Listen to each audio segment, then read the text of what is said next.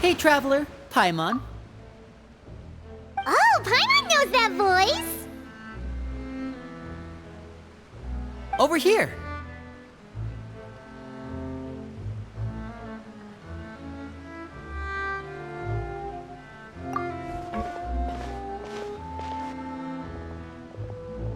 To borrow one of the more popular turns of phrase at the moment, this appears to be quite the fated reunion. Running into you two out of the blue like this has really made my day. I certainly wasn't expecting it. You can say that again. What brings you to Poisson? Wait, Paimon's got it! You must be here for one of your magic shows, right? Actually, we've run into a bit of trouble on the home front, so Father arranged for us to stay in Poisson for the time being. Oh, are Lynette and Fremine here too? Yep, along with most of the other members of the House of the Hearth. You may have noticed Poisson seems a bit more crowded than usual. So you're saying nearly the entire organization has moved to Poisson? Sounds like you've run into way more than just a bit of trouble. What's really going on? Well... Since the two of you are so curious, perhaps I can fill in the gaps. You scared Paimon half to death! Father, you're here. You know... On second thought, maybe we don't need to know? It's all probably super confidential House of the Heart stuff, right? We totally weren't trying to pry or anything. No need to be nervous. I could sense your genuine concern from your conversation just now. Of course, I can also understand your confusion. Sending so many Fatui here to Poisson, it's only natural that some might suspect an ulterior motive to be involved. I understand. I'm well aware you've had your fair share of confrontations with the Fatui in the past, and I can't exactly guarantee that we'll remain on good terms in the future. As for right now, however, I would say we have little reason to be at odds, wouldn't you agree? The House of the Hearth could stand to be more open with those who have worked so closely with us in the past. As for the issue at hand, well, it hardly relates to any ulterior motive. To be frank, it all stems from a certain rumor circulating around the House of the Hearth. It's an internal matter. What sort of rumor? A rumor that a certain phantom child is hiding away in the House of the Hearth. A phantom child? Ooh, just hearing the name is giving Paimon the creeps.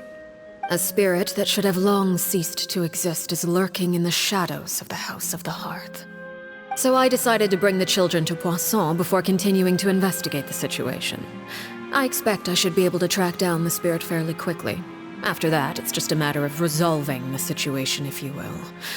It shouldn't be much trouble at all. If you're curious, or if you still have some concerns, it might be advisable to stick around for a few days. I'm sure the children would be exceedingly pleased to welcome some visitors. Lenny, I'll leave you to entertain our guests. I have some matters to attend to. Of course, Father.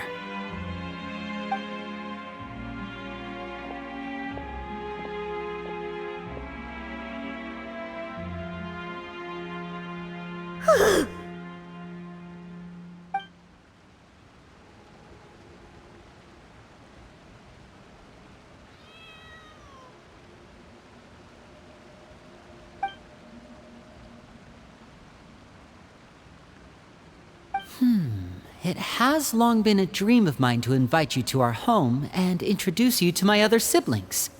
You're quite well known in the organization already. A lot of people have been talking about you, especially after everything with the prophecy. If you're willing, why don't you stay a while and have a little chat with us? Alright. We don't have anything else to do right now anyway. But let's be clear, we're just gonna be there as guests, okay? Don't get any funny... Oh, wait a second. For your guests, that probably means we'll be treated to lots of yummy food, right? Of course. During our stay in Poisson, we've been helping out the locals with some fishing.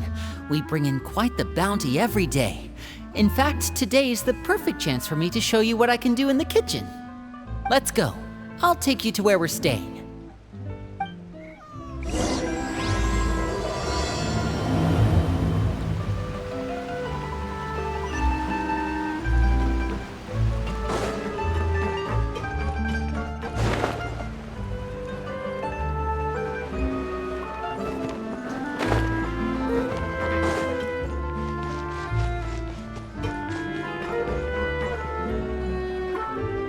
rented this house from one of the locals to use as a temporary base. I'll come back later and tidy up a bit. After that, it should be all ready for you to stay in tonight. Awesome, thanks! So, where are we off to now? Well, when I happened to run into you two earlier, I was actually in the middle of distributing some supplies. With this many people staying in Poisson, we have to bring in outside supplies every now and then. I should probably make sure the rest of these provisions get delivered, otherwise people might start to get antsy. Okay, we'll come with!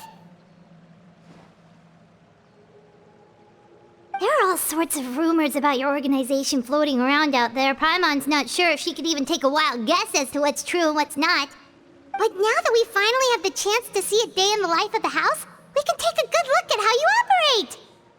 Well, you're more than welcome to come along. Just follow me.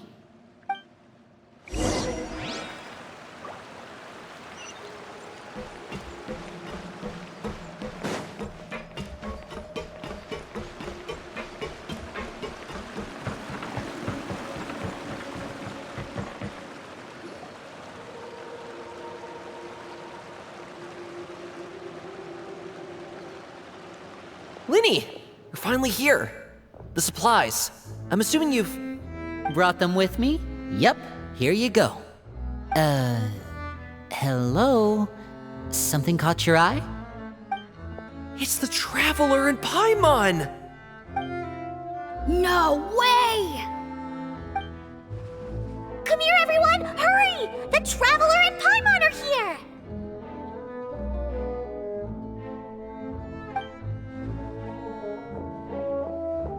One at a time, please. Don't crowd around them all at once. We don't want to scare off our guests now, do we? Oh, it's alright! Gotta say, Paimon didn't realize we were this famous. Of course! Father and Linny have told us so much about you. Father told us about how you helped Linny. According to her, you're a trustworthy friend. And as far as she's concerned, that's pretty much the highest compliment we've ever heard her give. As you can imagine, everyone's been very curious about you. I heard the Traveler is so strong that he can move a mountain with his bare hands. I heard Paimon eats so much that she can clean out the entire pantry at Hotel de Boer in just 3 days! Wait a second! That's the rumor you heard about Paimon? Oh, not cool at all! Oh wait, when guests visit, you're supposed to give them gifts and stuff, right? Oh, we don't need something like that. Besides, we don't have anything to give to you! Come on, we insist! I can give you some of my new potions. Just pick your poison. And by that, I mean medicine or actual poison. I've got both. Huh? Or maybe Shaplo can teach you guys about stealth! He's super good at it! He's never been caught! Ah, now that's not a bad idea. I know you usually prefer to fight head-on, but it never hurts to expand your bag of tricks, right?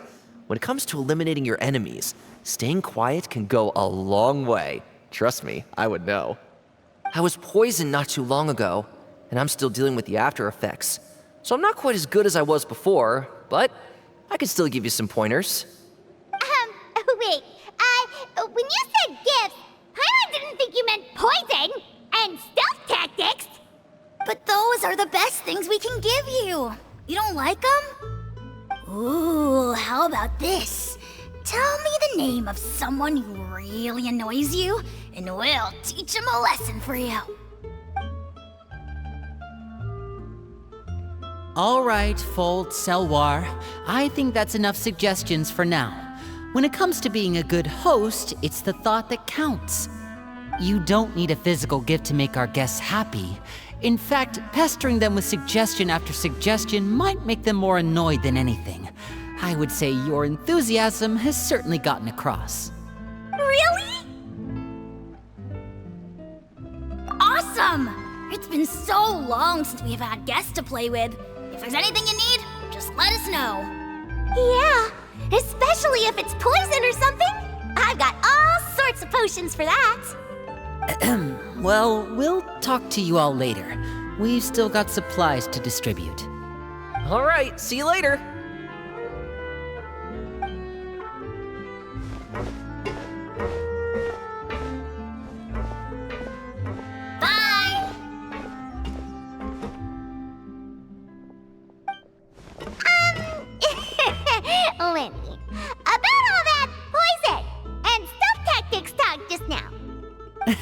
Scared you, did it? That kind of talk comes with being part of the House of the Hearth. When Foltz was really young, he strangled all of his family pets, just out of curiosity. He was labeled a dangerous problem child and was abandoned by his family. Elwar has an unnatural obsession with potions. Father has forbidden her from trying all the different concoctions she comes up with, but she still tries to test them in secret. You really have to keep an eye on that one. Chaplot is around my age. While I'm mainly responsible for collecting intelligence, he handles surveillance. He's very passionate about his work and has no reservations about taking on some very difficult missions. I know you two probably aren't used to that kind of talk, but I can promise you they only had the best of intentions. Things like stealth tactics and developing different poisons, they really mean a lot to them. They were just trying to share the best of what they could offer, that's all.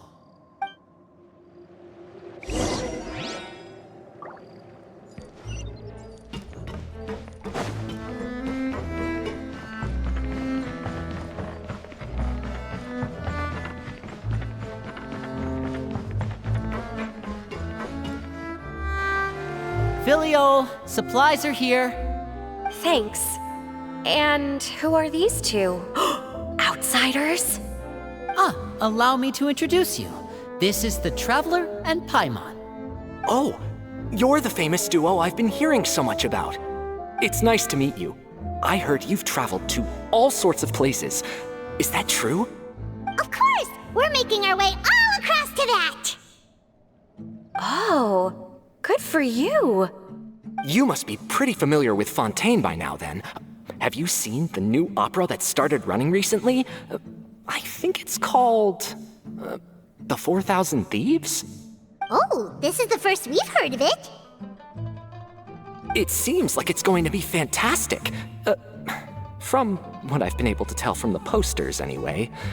You should definitely check it out if you have the time. Oh, and there's The Blind Maiden, too. That one is supposed to have audience interaction. Seems pretty interesting. After this mission is over, I think I'll go get a manicure. Oh, maybe I should dye my hair. Wonder how much it'll cost. Is it just Paimon, or do these two seem much easier to get along with than the others? Looks like the House of the Hearth has some normal members after all. I heard that. Oh! Oops. I'm guessing you're referring to Foltz and the others? Yeah, we're definitely not all like them. I bet those crazies are practically foaming at the mouth right now. I'm sure they just can't wait to get back to Snezhnaya to carry out the plan. That's enough, Filial. Don't talk about family members behind their back, right? Whatever. Let's go. Guess this is goodbye then. If you ever have some time, we should go see the opera together.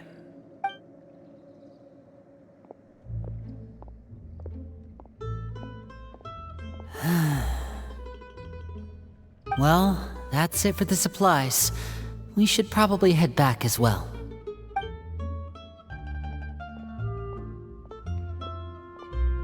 Well, they didn't seem too happy with each other. Seems like there could be something more going on here.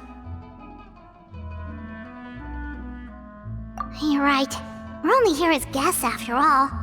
Oh, Winnie's getting super far ahead. Come on, let's catch up.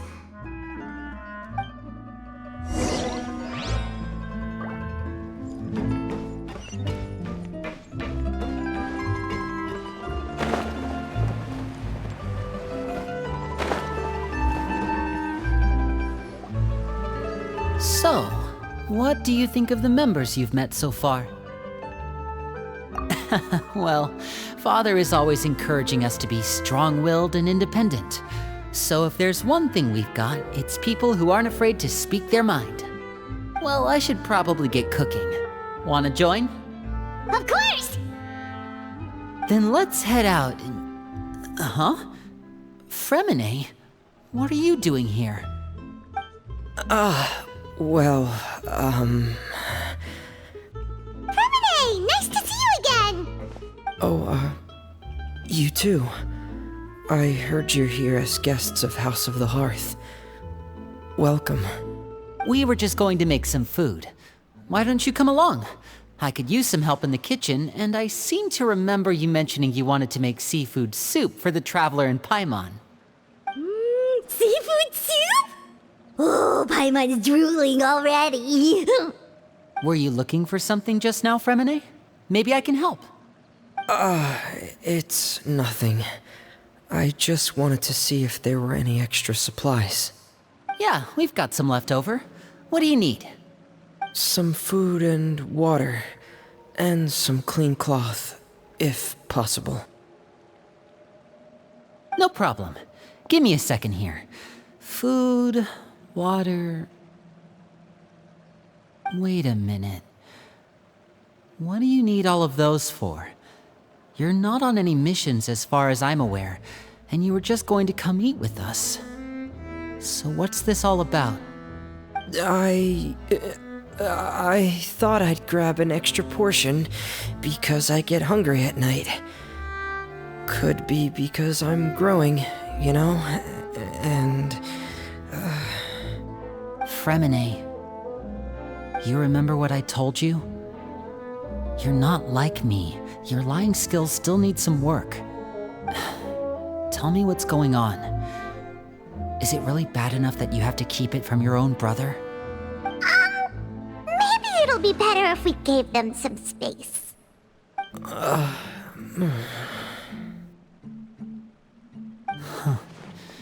This is the first time I've seen that kind of look on your face. Whatever happened, does it have something to do with Father? Yes. Just follow me.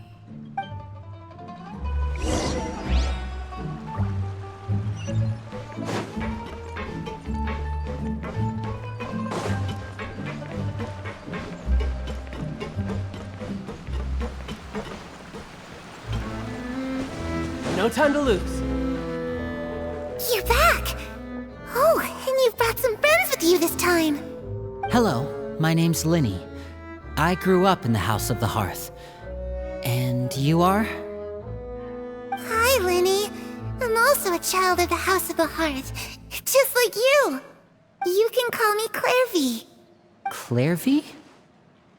It's nice to meet you.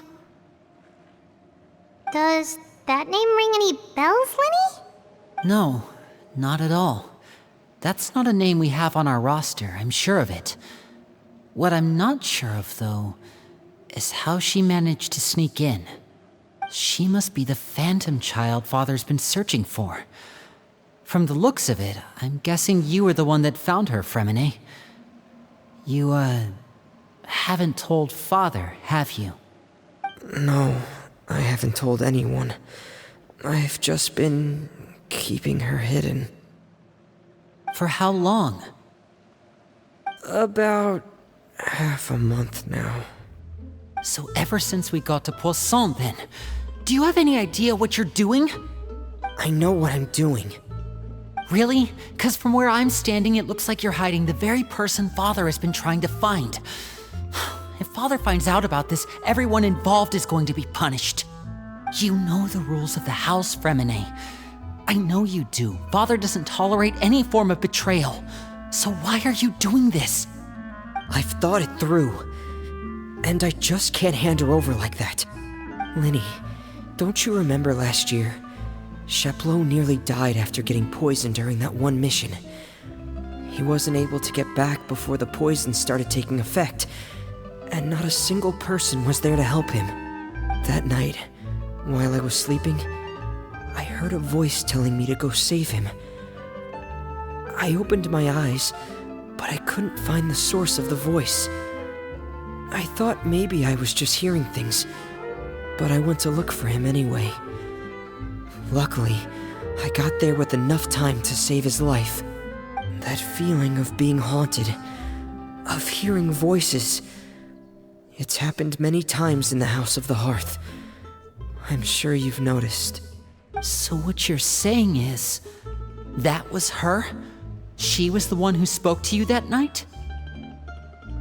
Unless there are other spirits roaming around the House of the Hearth, I don't think there's any other possibility. If Clairvy were our enemy, it wouldn't matter whether she was a spirit or an actual child.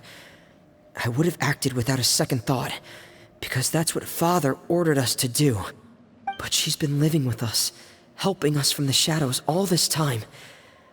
I think that makes her family. I couldn't just hand her over to be dealt with. Not when there's so much we still don't know. So what's your plan then? You can't keep her here forever. Someone is bound to find out eventually. I haven't thought that far yet. I don't want to disobey an order from Father, but I also don't want to put Clairvy in danger. Come with me. There are a couple things I'd like to say to you in private.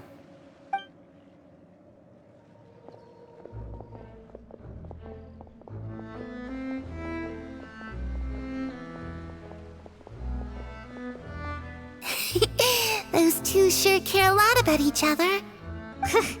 Well, they got a funny way of showing it. From where Paimon was floating, it sure seemed like they were about to bite each other's heads off. No way! They have a really deep bond. I could tell right away, because I also have a friend like that.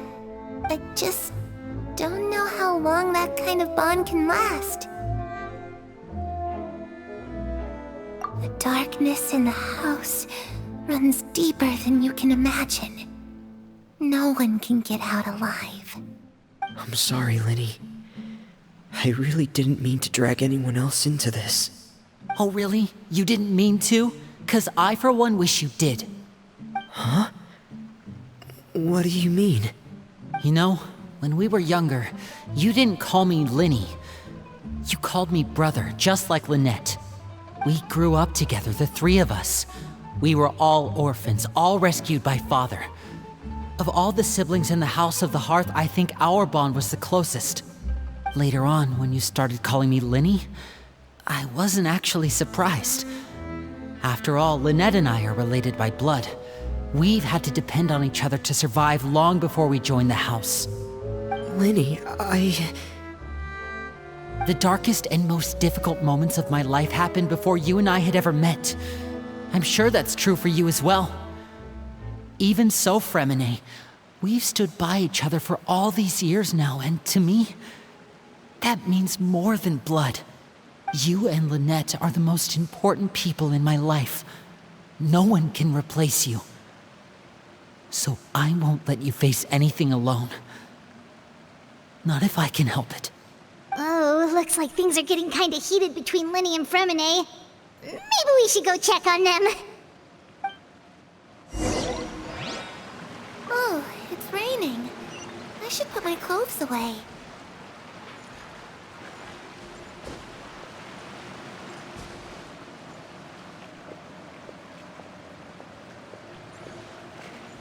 Perry? Huh. Looks like she's not here either.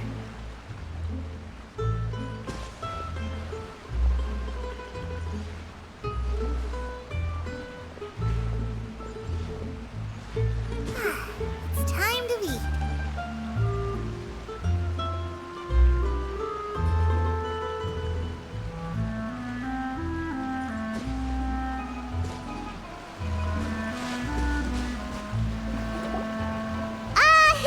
Hey, you two! Hope we aren't interrupting anything. Like a fight, or... Oh, wait a minute, Fremine. You're not crying, are you? Is everything alright? everything's fine. Thanks for asking. Well, we're all friends here, right? We've been through so much together, so if there's anything we can do to help, just say the word. It's just a small family dispute. It's not something our guests should trouble themselves with. In fact, it might be better if your stay ended here. What are you getting at, Traveler? When guests are around, families are often on their best behavior. And any disputes are less likely to escalate. That's what you're trying to say, isn't it? I just... Thank you. was really hoping to keep you out of it. But even if I could think of some other reason to turn you away, I'm not sure I could convince you. I know things could turn dangerous, so I promise you this. From now on, I'll protect you like my life depends on it. Me too. Well, back to the matter at hand then. If we don't plan on handing Clairvy over to Father, then our only other option is to solve the mystery of her identity before Father is able to track her down. That means finding out where she came from and what she's doing here. Then we can send her on her merry way and pretend like none of this ever happened. I've tried that already. And? And... nothing. I tried taking her somewhere really far away, but... after some time, she just reappeared. She even came with us all the way to Poisson. It seems like wherever the house is, she follows. I don't know much about spirits. Do you two have any ideas? Let's see here. Paimon remembers hearing something like, if you fulfill a spirit's last wish before they die, they'll let go of whatever's keeping them here and return to the ley lines. Oh, it's just that Paimon doesn't really remember where she heard that, so it's not guaranteed to work or anything. Well, sounds like it's worth a shot. Guess that means we should go ask her about her wish. But first, Fremine, I need you to promise me something. What is it? I need you to promise me that this will stay between the two of us. We're the masterminds behind this whole thing. No one else gets involved. Can you do that for me? Of course. I promise. All right. Then let's seal the promise just like when we were kids. Fist bump on 3. Ready? 1, 2, 3. I swear.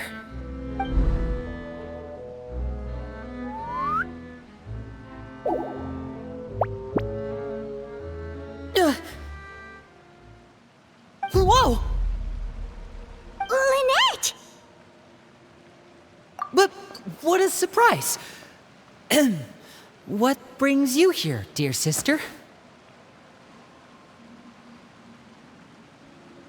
And, when exactly did you get here?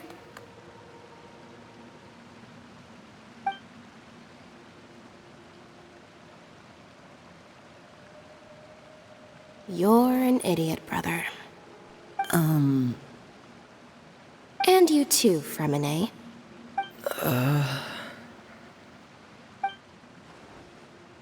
You 3, Traveler.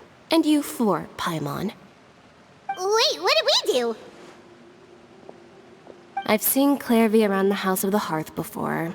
I hadn't seen her in Poisson, so I figured she must not have come with us. But it turns out, you were just hiding her. I heard you talking about your plan. Rather than steering clear of the situation, I'd rather fully join in.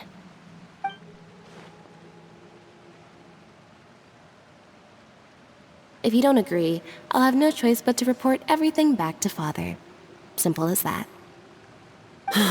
You're not giving us much wiggle room here, Lynette. Well, I guess we're all in this together then. After we talk to Clairvy, we'll figure out our next move. There's no time to lose. Let's go.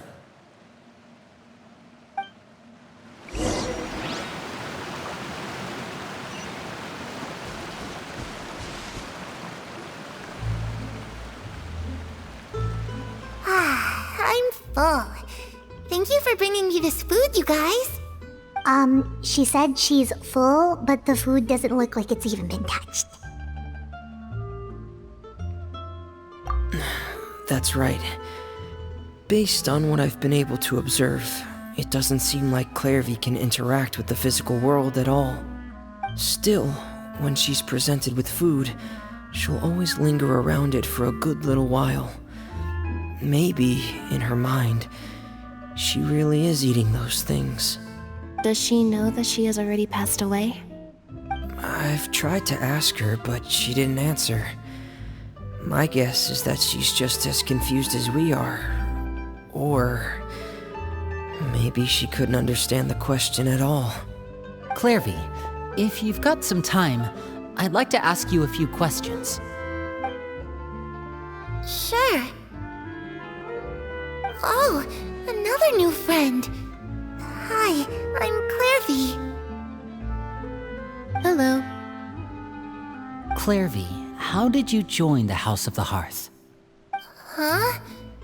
Isn't it the same for everybody? A knave brings you here and then you can't leave. It's just that your name, it's not on the roster. And I've never seen you before. The roster? Oh, I get it now. I think there might be some things you don't know about this place. The people in charge, they're not as nice as they look. They say they keep a roster, but it's not complete. There are a lot of people who aren't on it, and never will be. In this house, some people are family, and other people are just test subjects. Those kinds of people aren't ever going to get a place on the roster, unless it's the roster of people who've been executed. Wait, does that mean the knave... She... Is there anyone that can vouch for you? Perry, she's my best friend. She's the only one I trust in this place. Have either of you heard of that name before? No. Me neither. Clairvy, Perry. Neither of those names are on the roster. But it seems like she's telling the truth. Either that, or this kid's already got a bag of tricks bigger than mine.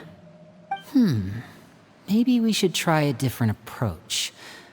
Clairvy, do you have a wish? A wish? It can be anything you want. Just imagine.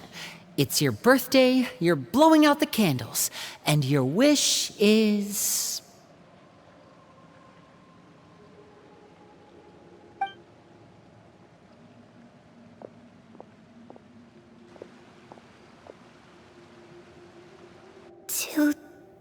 To go outside, where the sun can find me. That's... it? Well, that sounds easy enough. The darkness in the house runs deeper than you can imagine. No one can get out alive.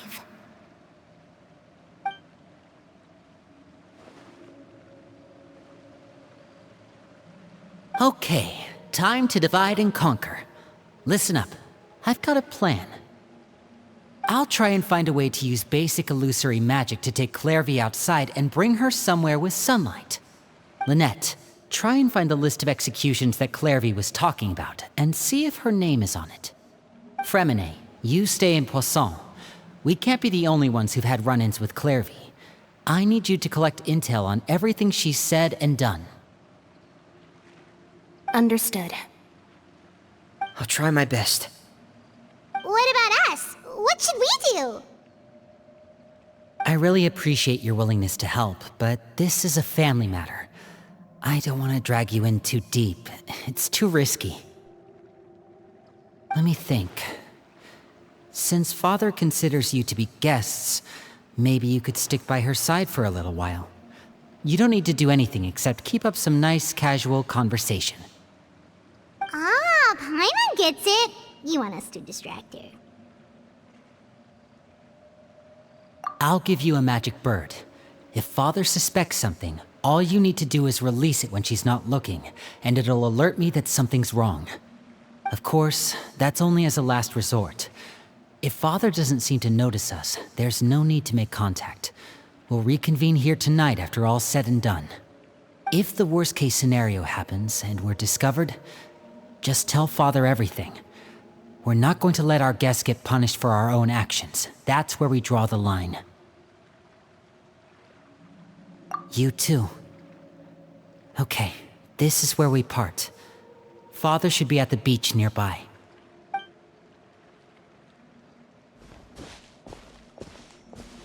really hope this goes well. No, it has to go well. That's the only way this can get resolved.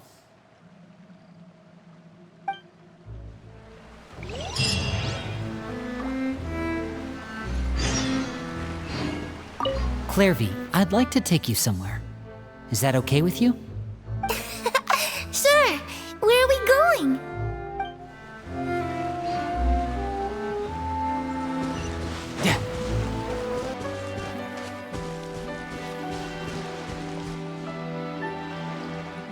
It's the knave and child. Hey, aren't you supposed to be in Snezhnaya recuperating? What are you still doing in Fontaine? Oh, it's you two. I didn't expect to run into you here. I was unconscious for quite a while after the fight in the Primordial Sea. After I woke up, I realized I was being taken back to Snezhnaya, and well, I couldn't have that now, could I? Not when I've still got unfinished business here in Fontaine. So, I mustered up all my strength and made the journey back on my own.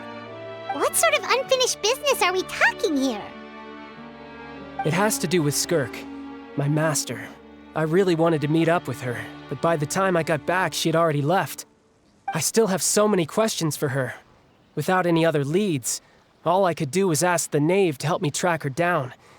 She must have left behind some traces from her time in Fontaine. Oh, okay, so have you found any clues? Unfortunately, no. While the House of the Hearth is adept at collecting all manner of intelligence, certain existences can still manage to escape our purview. Basically, unless Master feels there's a need to meet with me, she's not going to be found. But that problem has an easy fix. I just need to become stronger, and then... Paimon thinks you should focus on getting better first. The worst of it is over. It's all thanks to that one kid from the House of the Hearth. Elwar, I think her name was.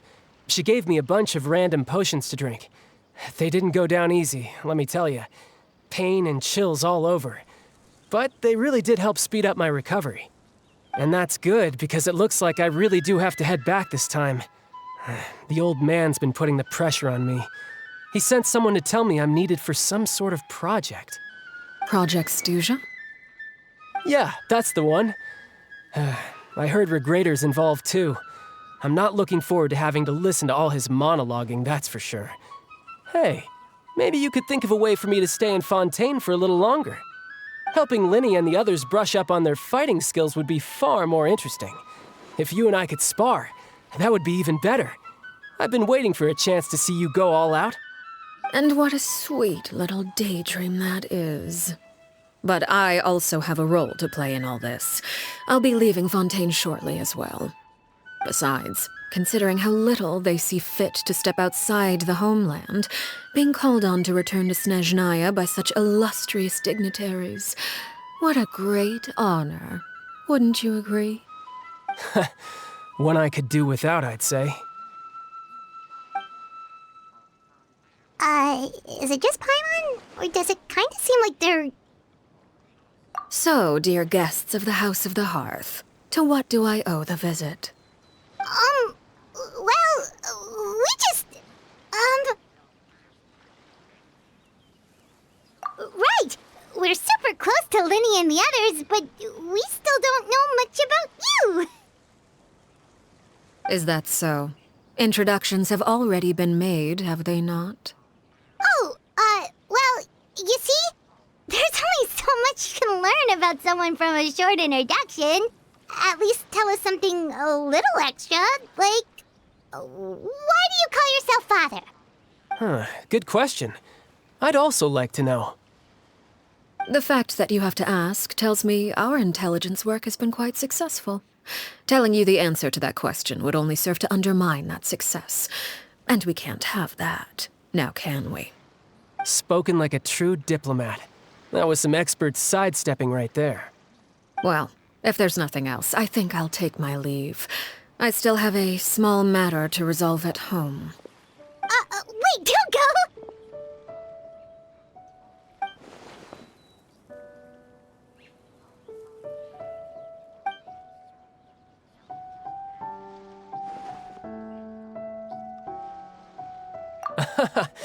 I'd also like to hear the answer to this. I've met some of the members of your organization, and they all seemed like really good kids. They actually reminded me of Tonya and Tusser. Which, by the way, if you ever betray them, I'm just letting you know, I won't let you off easy. And why would I betray them? Well, you've already betrayed the House of the Hearth once, haven't you? At least, that's what I heard.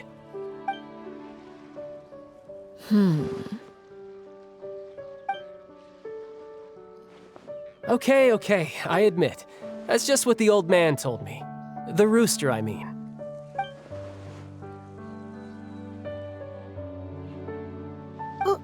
Wait, did you really do something bad to those kids? Never mind what I've done. I'm more curious as to what the mighty rooster had to say. Care to enlighten me? Well, nothing much. Just some stuff about you taking out many other members of the House of the Hearth, and even going so far to attack your own family. I see. Oh, based on your reaction, I'm guessing it's all a bunch of lies. Hardly. I don't appreciate his particular turns of phrase, but I suppose he didn't say anything untrue. Although, it would be more accurate to say that there is a certain level of prejudice involved, but I don't intend to clear that up just yet. Prejudice has a funny way of concealing the real truth behind certain things, an attribute that I find to be quite advantageous. Call yourself a Fontanian, for example, and people will assume all sorts of things, when the real truth is that this is simply the land where I was raised. Huh? You're not actually from Fontaine? But then why did you try to help out with the prophecy and everything? I was trying to protect the children born in Fontaine. Claiming that I myself was a Fontanian simply made it easier to operate. People would hardly suspect a fellow Fontanian of having any ulterior motives. Who wouldn't want to save their homeland after all? The primordial sea wouldn't have any effect on me, but it would have caused great harm to the House of the Hearth. Well, you wanted extra information, didn't you? There you go.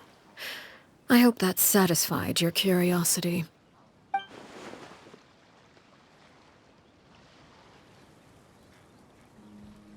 So, you stayed in Fontaine for the kids. I guess I was wrong to believe you'd betray them. Apologies. Looks like I was holding on to some prejudices myself. Good. Like I said, I like it when others have misconceptions of me. Actually, while I was recuperating at the House of the Hearth, there was something else that really caught my attention.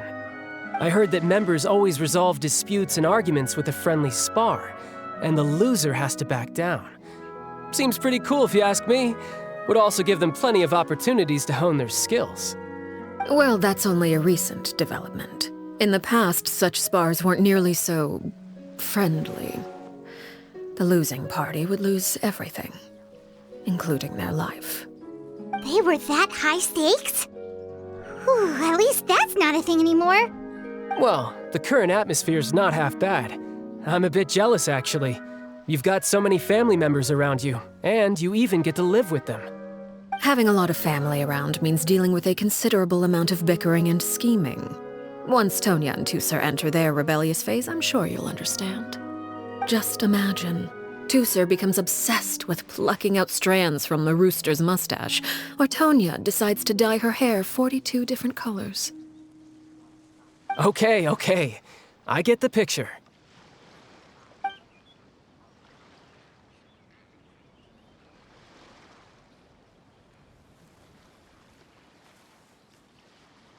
Well, would you look at the time? I should probably get going. Traveler, Paimon, I'm not sure where our paths will cross next, but the next time we run into each other, we should definitely try and find some time to spar. Again, maybe this is a conversation we can have when you look less like you're gonna kill over. All right. Well, thanks for everything, Arlecchino. No thanks necessary. You also played a part in obtaining the Gnosis. I would say we can call ourselves even. I like the sound of that. Well, I'm off. See you all some other time.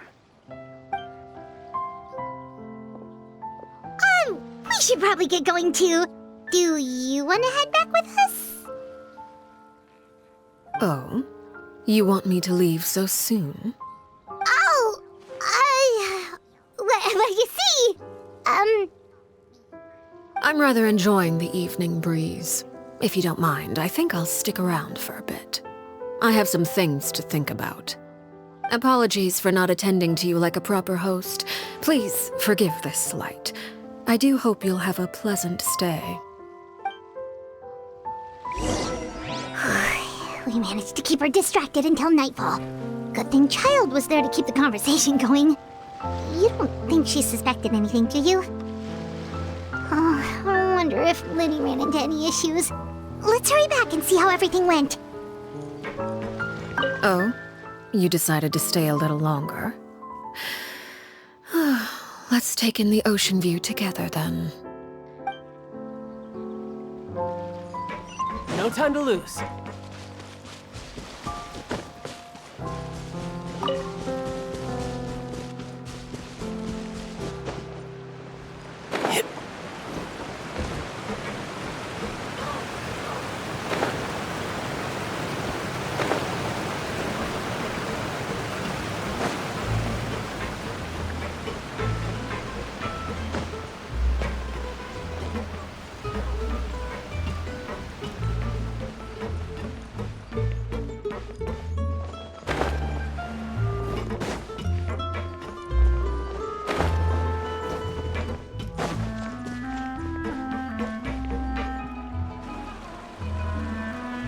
Lenny, how did everything go? Well, long story short, we ran into a small issue. Clairvy can't go into the sunlight. Everything was fine at first. She followed me up to the surface just like I told her.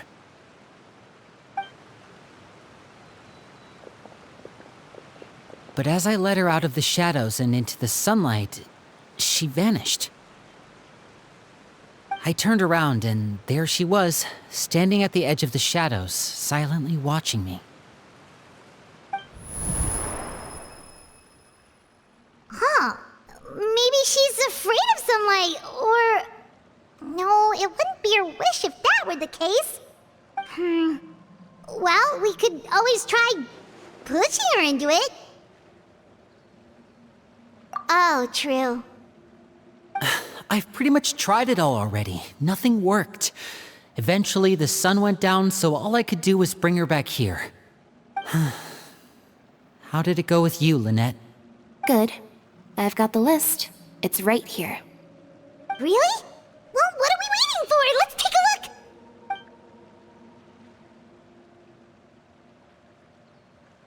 Oh, that's a lot of pages. Oh, it's gonna take forever to get through it all. We can each take a section. Here. La Pouillade, l'endroit, Jambelle, horaire.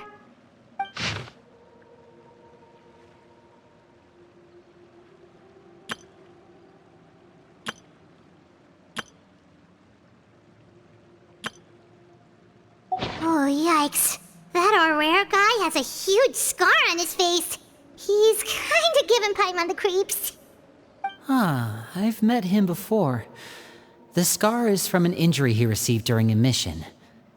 I still remember him joking with me about it. He said any future lover would take one look at him and then lose all interest.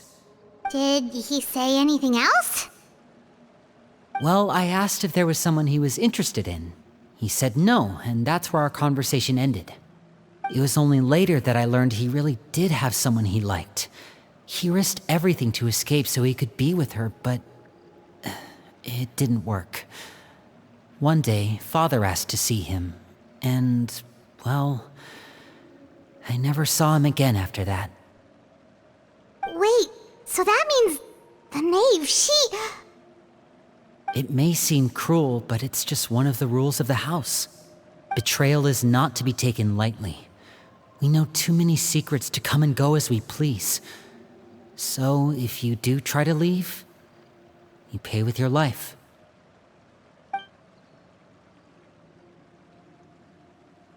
Her name's not here, huh? Well, that's not too surprising. It doesn't seem like this list is complete. It only contains records dating back around 5 years. Let's shift our attention then. Fremine, were you able to find anything out? Fremine. Sorry. I was thinking about something. I managed to talk to quite a few people, but I couldn't help but notice that the atmosphere in the house was a little... strange. Strange. Yeah, I mean, I know there have been arguments in the past, times when people haven't gotten along. Chaplot and Filial are a good example of that. Oh, those are two of the people that we met while delivering supplies. Paimon can see how they might not get along. They had very different vibes, and their, interests seem to be pretty different as well. That's to be expected, actually. Father brought us all here, shared her knowledge with us, taught us how to fight. That's one thing we all share. But that's also where the similarities end. Not all of us feel the same desire to stay here. As members of the House of the Hearth, we're also considered part of the Fatui. And to a lot of people, that's an identity they never asked for. Certain members get older and realize they want something else for themselves. But considering the rules of the House, most people would never say that out loud. People like Chaplot and Foltz are loyal to Father and her vision. They're proud to be part of the Fatui. Filial and Nantoy, on the other hand, well, they aren't quite as enthusiastic. These kinds of conflicts have always been there. It's not like Father is in the dark about any of this. Well, that's true. But it just feels like things have gotten worse lately. Filial and the others, it seemed like they were meeting in secret to talk about something. I can't say for sure, but I think they've met Clairvy. You think she's been inciting them to act out? No, not exactly. But I wouldn't be surprised if she said something to them about the darkness in the house and how deep it runs. She's told me about it before. Experiments being run on children. People being used as pawns on the battlefield without so much as the strength to survive. And they just believed all that? Without any evidence? Clairvy's words probably gave them the excuse they were looking for. Whether they actually believe them to be true is secondary. This is all because of Project Stuja, isn't it? Whoa. Hold on a second. What's this Project Stuja all about, huh? This is the second time it's come up now. Sorry, but I'm not sure of the details either. I only know what Father has told us, which is that it's something the Rooster and Regrader have been working on together. Apparently, it has to do with the Fatui's strategic plan for the future. Because the House of the Hearth was so successful in obtaining the Gnosis, we now have the honor of playing a key role in Project Stuja. Wait, but isn't that a good thing? Key role is just another way of saying dangerous role. To us, the whole thing is an inconvenience. Father thinks so too, but she's in no position to refuse. Their plan isn't exactly unreasonable, and they've been funneling the house a lot of funding. It's just that we'll lose a lot of members in the process. Participating in the plan, it's an honor in name only. What they're really trying to do is subdue us. The existence of an intelligence organization outside their control makes them feel uneasy.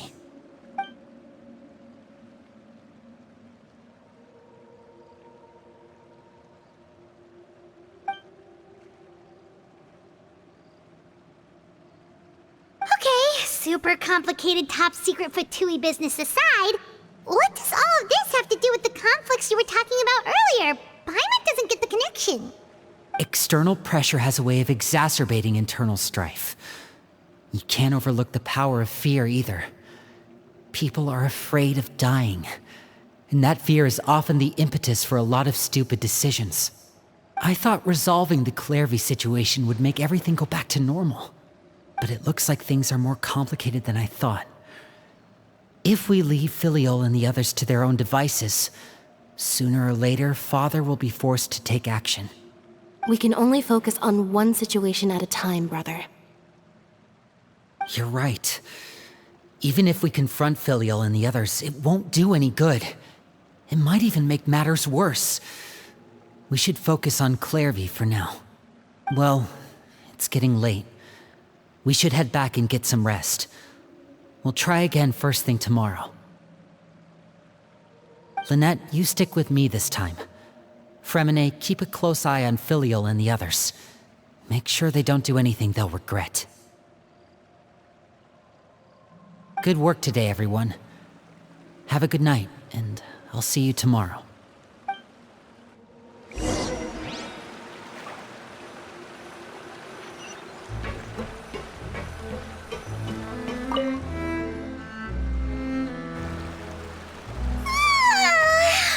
I'm always looking forward to an early night, but she can't sleep at all.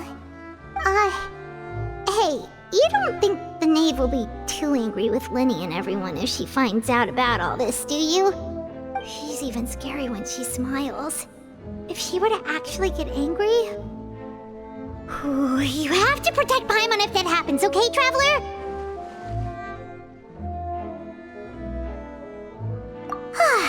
Trust is ever, Traveler.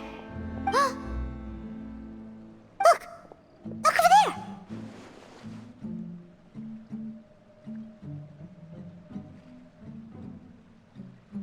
Quick! Let's catch up with her before anyone sees!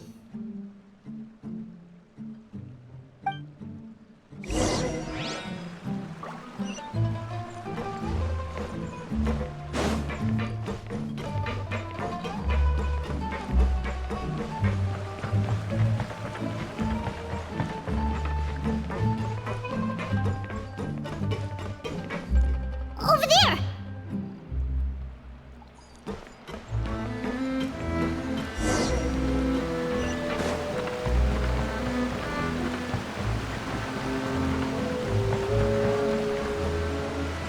Oh, where is she going? Oh, if someone sees her, we're toast!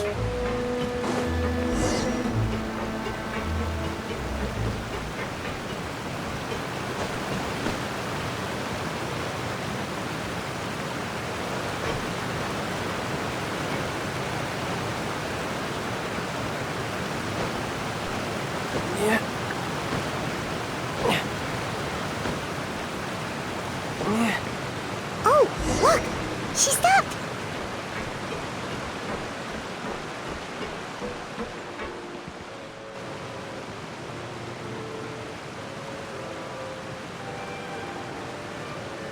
Clairvy!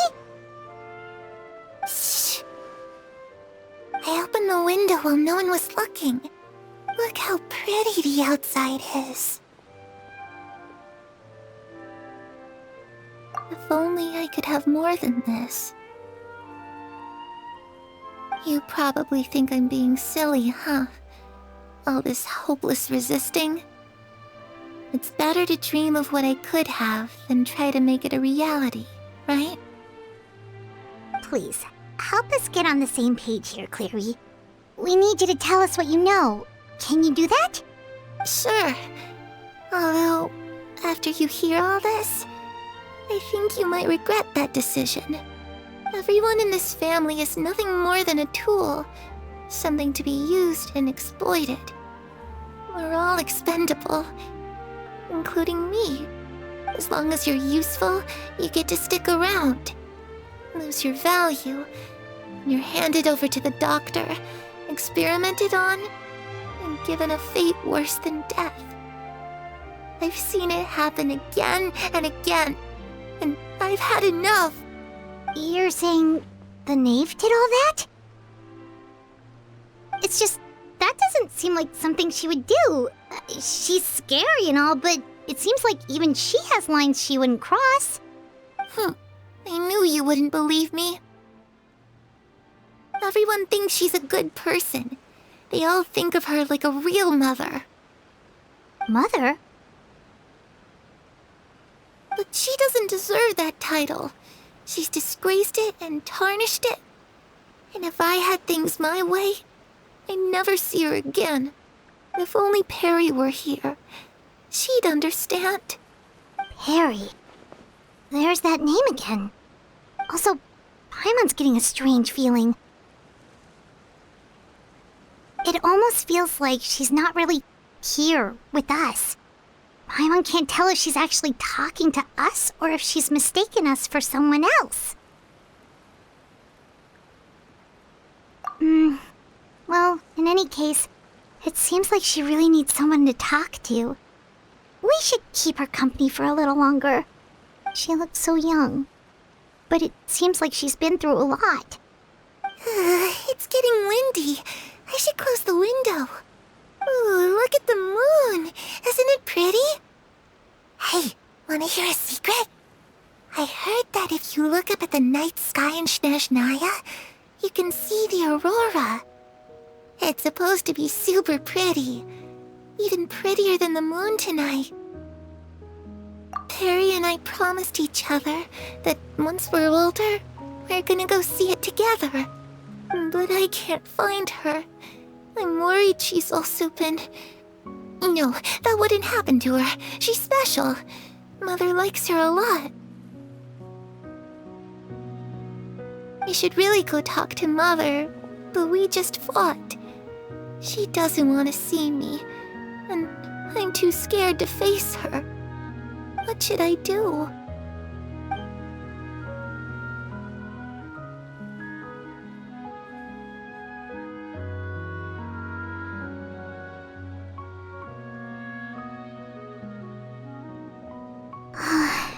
Paimon really doesn't understand what's going on with her. Well, let's head back. We've got an early morning tomorrow.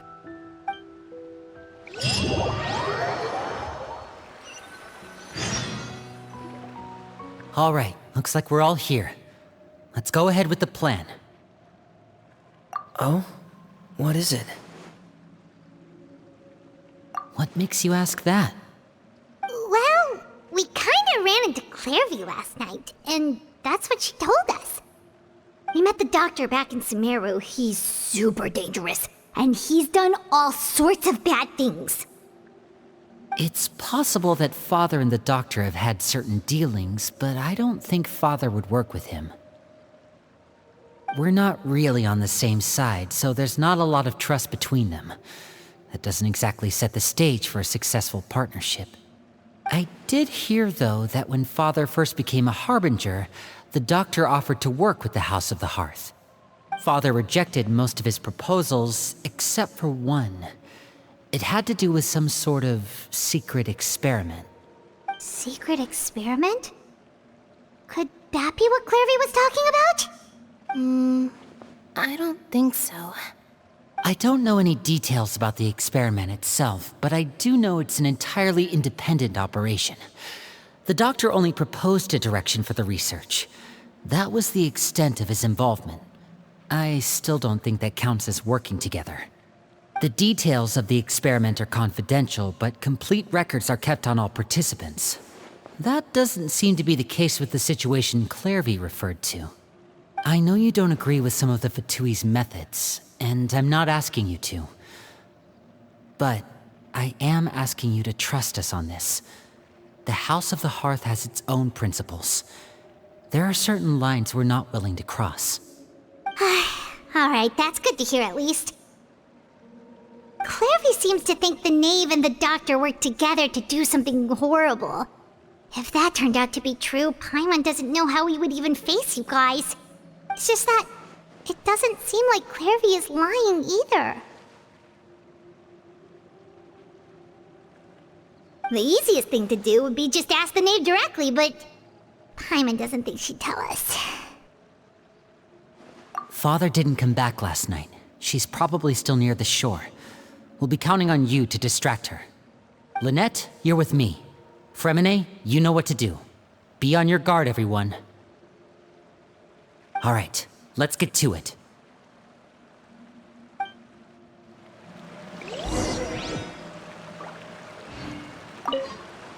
where are we going today? Let's try somewhere further away this time.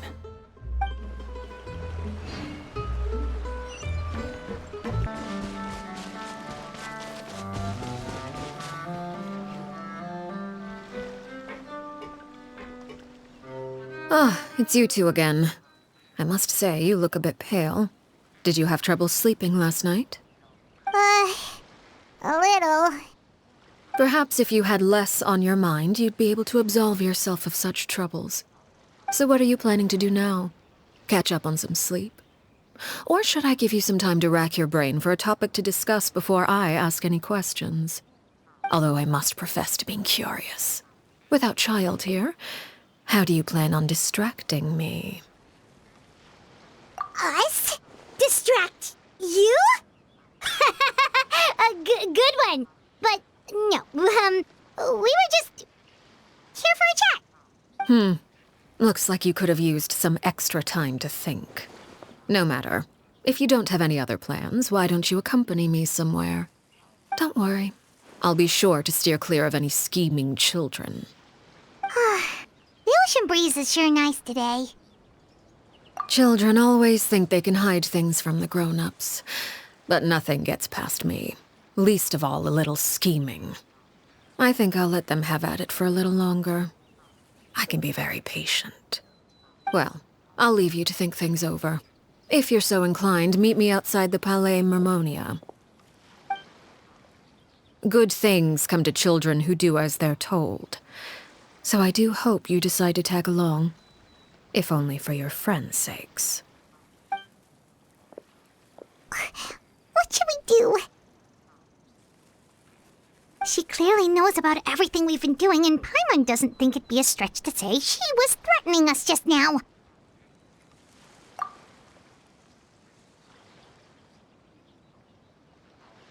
Oh, good idea. Hopefully he sees it in time. Well, we should probably head to the Palais Mermonia.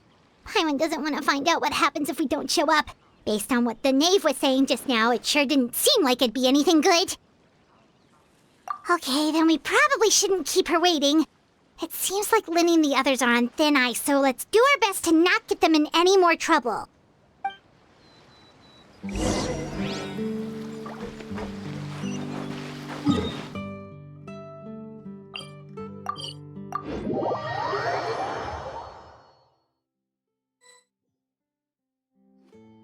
Seeing as we still have some time before my meeting, we might as well enjoy some pleasant conversation while we wait.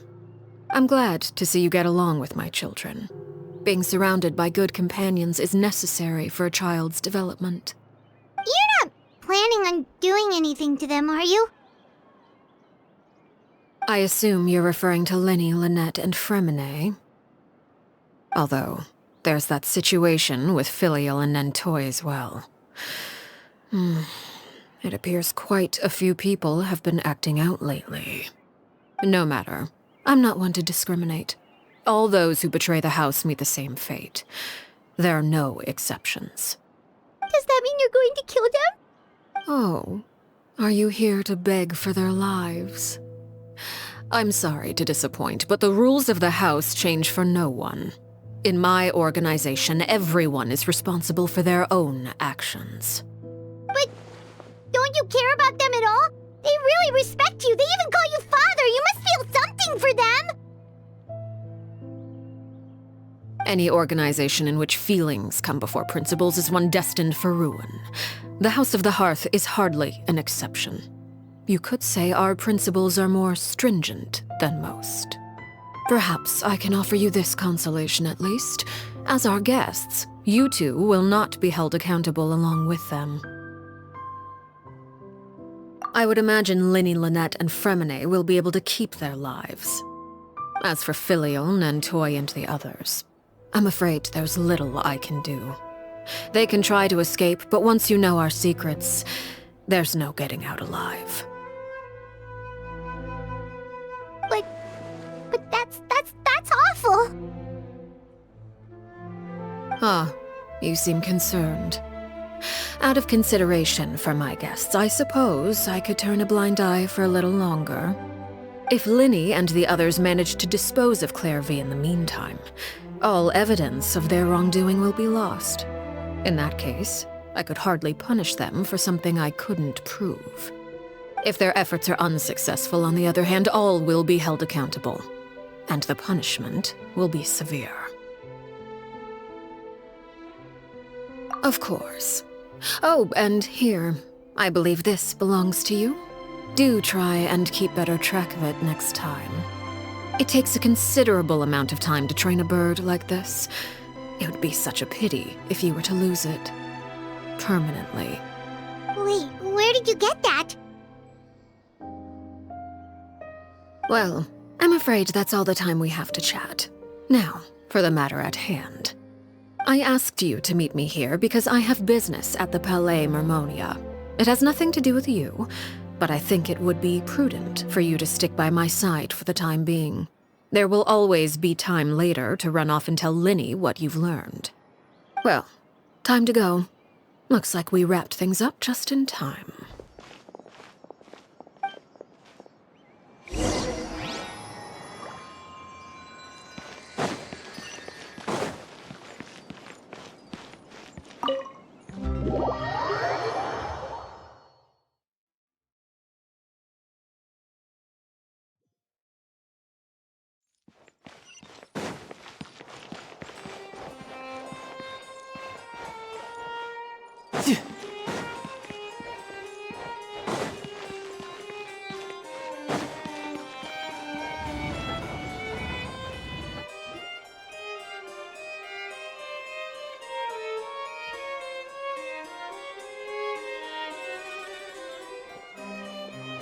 It's been a while, Monsieur Neuvillette.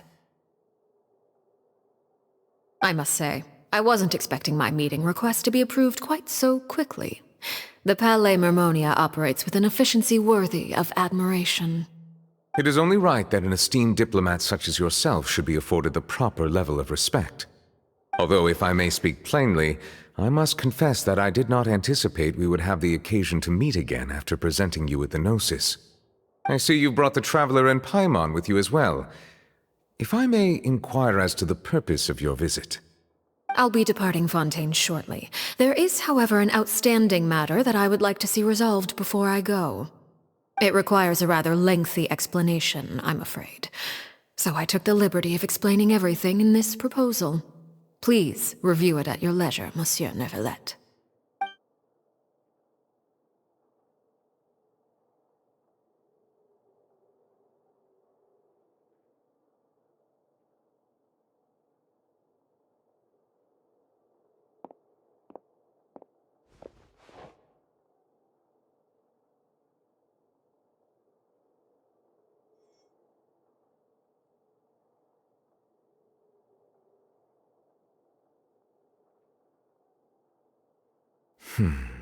I understand your request. However, at the risk of causing offense, I must admit that I fail to see why you would wish for such a thing. I heard you have a certain fondness for water tasting, Monsieur Neuvillette, so allow me to use water as an analogy.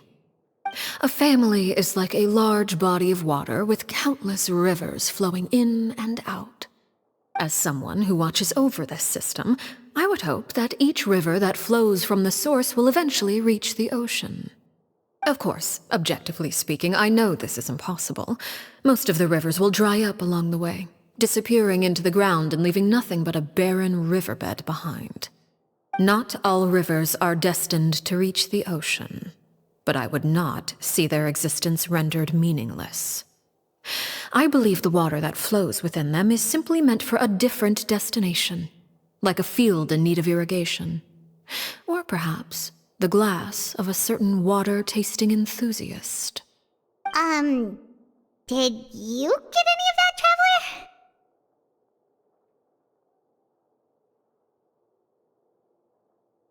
Your words paint an optimistic picture indeed.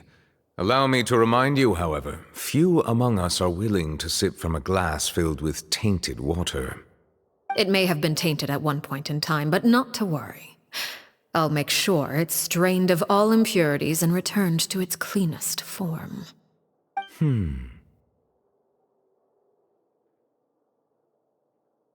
I seem to recall there being a transactional aspect to your proposal. Perhaps you could expound on that? If you accept my proposal, Monsieur Neuvillette, I will gradually withdraw my forces from Fontaine. And, unless absolutely necessary, I will no longer carry out any special missions within Fontaine. I presume I can take your words to mean that, in the future, cases similar to the Tartuffe assassination will cease to cross my desk? Tartuffe? Ah, that thief who embezzled funds from all those charities, you mean?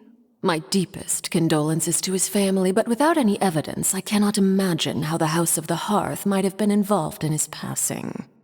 Of course, if you accept my proposal, Monsieur Neuvillette, I'm sure certain measures could be taken to reduce the frequency of such troubles. You choose your words carefully indeed. In that case, I am inclined to accept your proposal. My thanks for your generosity, Monsieur Neuvillette. Well, with that settled, we should be going now. I took the liberty of bringing along 2 bottles of spring water from Snezhnaya for you to enjoy. I do hope I get the chance to hear your impressions. Perhaps at our next meeting? Yes? Indeed. I trust you would not overlook your commitment in the meantime. All right, Traveler Paimon. Time to go.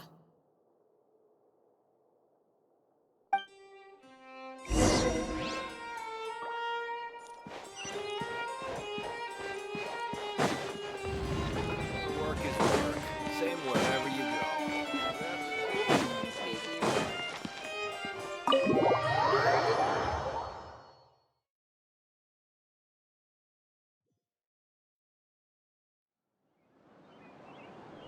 So, what exactly were you talking about back there?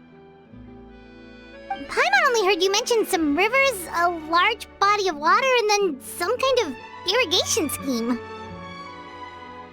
You really want to know? I would imagine there might be more pressing concerns at the moment.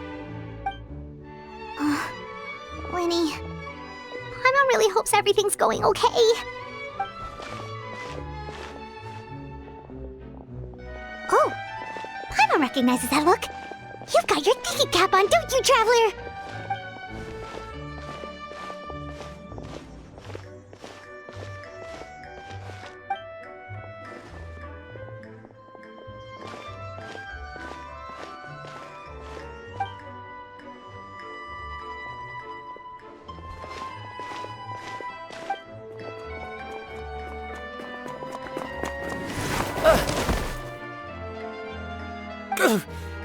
Oh, shoot. Are you all right? Oh, jeez. I'm so sorry. I was so focused on selling these papers, I wasn't looking where I was going.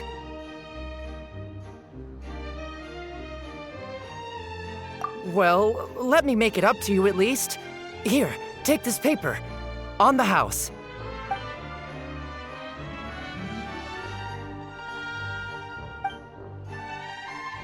Oh, you don't have to give us anything. Please, I want to. It's not like I'm short on supply.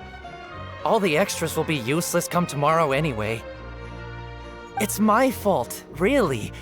I was just trying to bring home some extra mora for the family, but I bit off more than I can chew. I haven't had many takers today, so I'm still swimming in papers. What's going on here?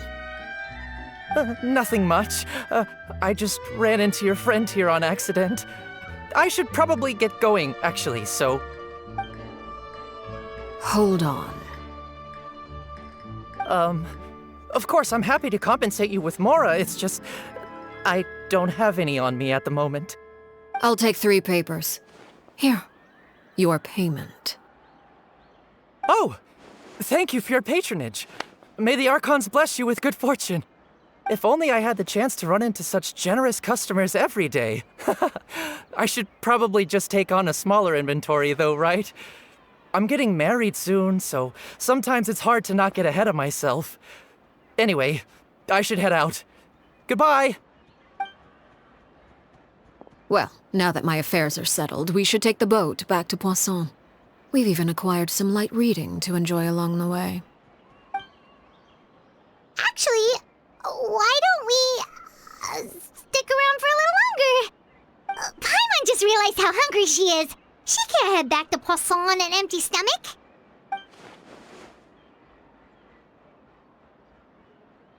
It appears you two are under the impression that delaying our return will somehow alter the situation in your favor. I'm sorry to ruin your fantasy, but your efforts are meaningless. That being said, I could be persuaded to give Linny some extra time. I just have one condition. If you agree to my request, I'll even answer some of your questions. You're quite curious about Clairvy, are you not? And my relationship to her. Wait, why are you being so generous all of a sudden? You're not gonna ask us to do something bad, are you? You overestimate yourself. You don't have the talent for bad things. Then what can you possibly... The most important consideration in a negotiation is that both sides receive something they want. Demands and threats only get you so far. Wonderful. Here it is. When the time comes, make the choice that you deem most appropriate in the situation, and lend your help to the House of the Hearth. Okay, sounds normal enough. But what do you mean, when the time comes? When is that supposed to be? That is for you to decide. Then we have a deal. Follow me.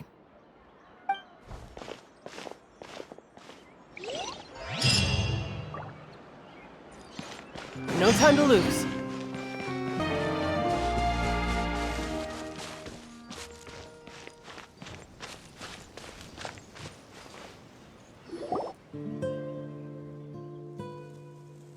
What is this place? Somewhere long forgotten by everyone. It used to be a grand building. Now it's nothing more than a pile of rubble. No one comes here anymore, nor does anyone care about what once happened here. Although, this place does have something to do with the story I'm about to tell you. It was before I became a Harbinger, and before Linny and the others joined the House of the Hearth. Due to certain events, I first killed Clairvy and then her mother. And this is where it all happened. You were the one that killed Clairvy?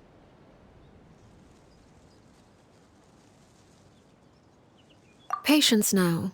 Allow me to explain Clairvy's side of the story first. I'll start from the beginning. Clairvy was 6 years old when she was brought by her mother, Crucibina, to live in the House of the Hearth. From the outside, it seemed like a fairy tale. A thriving family made up of kind adults and friendly children. Crucibina was the knave at that time, and the House of the Hearth was under her control. She was Clairvy's mother by blood, but she was also the mother to all the children in the house. Clairvy was happy here, for a time. But she quickly realized that being part of this family wasn't a fairy tale at all. It was a kind of purgatory. Purgatory? Exactly. The House of the Hearth takes in war orphans from all over Tevat. But as for how to raise them, that depends entirely on the person in charge. Crucibina came up with a novel idea. She would teach the children to fight, force them to duel each other, and then crown as the king of the house the child who proved themselves most worthy of inheriting her title. It's difficult to estimate the number of children who died or were maimed in the process. There's little I can say about the ones who died. The ones that emerged with permanent injuries, on the other hand, well, they still served a purpose. They would be handed over to the doctor to be experimented on, or sent away on dangerous missions. Nothing more than tools to be used and then discarded. So those were the experiments Clairvy was talking about. But what actually happened to her? You said that Clairvy was Crucibina's daughter, so if Clairvy tried to convince her to stop what she was doing, Crucibina probably would have listened, right? Despite being Clairvy's mother, Crucibina cared little for her daughter. She forced Clairvy to join the House of the Hearth only as a means to demonstrate her own impartiality as a mother, to prove that she treated all her children equally. Clairvy did try to convince her mother to change her ways, but it was to no avail. After her efforts failed, the only other option was to rise up and try to fight back. Unfortunately, the other children had already been thoroughly indoctrinated into the illusion of happiness Crucibina had created. Of course, there was one exception. Someone Clairvy's age who knew the truth about the House of the Hearth. Her name was Feuer. Wait, the friend that Clairvy mentioned? Friend, huh? I suppose we can call her that for now. Clairvy was a cheerful and passionate person with a tenacious spirit. Feuer, on the other hand, was rather cold-blooded. Her cold-blooded nature allowed her to see through Crucibina's facade. Yet, it was also this cold-bloodedness that prevented her from acting against it. At least at first. While Clairvy longed for freedom, Feuer was convinced that, amid all the fighting and violence, she would make it until the end. Despite their differences, the two became fast friends, united by their knowledge of the truth. Clairvy told Feuer that she hoped to create a real family, where no one would be killed or sacrificed. There may have been a certain naivete to her ideas, but Clairvy proved her determination many times over. She tried countless times to run away, ask for help, or expose the truth. But her efforts only earned her beating after beating. The only thing that kept her going was her strength of will. Even with her body racked with pain, she would still stand on her tiptoes and open the window at night. She and Feuer would look out at the moon together, a fierce longing for freedom shining in her eyes. But one day that light simply vanished. Oh no. What happened? Her hopelessness resulted from a culmination of things. 10 years had passed. 10 years worth of failure after failure. She and Feuer weren't children anymore, but finding any chance to escape still seemed as hopeless as ever. It was during this time that Feuer suggested a new plan. If escaping was out of the question, why not take down the very person sitting on top of this throne of lies? Mother herself. Clairvy rejected that proposal. She claimed that, as a famous harbinger, Crucibina possessed an unimaginable amount of power. Trying to kill her would have an incredibly low chance of success. Clairvy never gave another reason, but Feuer could see it written all over her face. Clairvy still thought of Crucibina as her mother. Killing her own flesh and blood was a line she couldn't bring herself to cross. If she couldn't escape and fight back, then only one option remained. Precisely. Death was the only way that she felt she could be free. It happened during a duel. When she arrived at the dueling ring that day, her partner turned out to be none other than Feuer, the very person that had stood by her side all those years. It was a fierce battle, but ultimately, Clairvy decided to let Feuer end her life. From that moment on, Feuer's journey was one written in flames. When the rain finally came and washed it all away, there she stood, the sole victor in Mother's endless game of slaughter. A trail of corpses strewn across her path to success. It was the very result she had predicted 10 years prior. Even then, she believed she would make it until the end. She wasn't surprised by the fact that she emerged as Mother's undisputed heir. Rather, her success left her with an inexplicable sense of restlessness. She was unsettled, and there was only one thing that could quell that sensation. Perhaps you two would like to take a guess as to what it was? Crucibina, you mean? But... Correct. This is the place where Feuer killed her best friend. A mere year later, this is also the place where she fought tooth and nail to kill the mother they shared. The moment she acted, any conception of what was right or wrong ceased to matter. It's one of the principles of the house. Only those who survive get to write the rules. Feuer won the battle, and became a harbinger herself.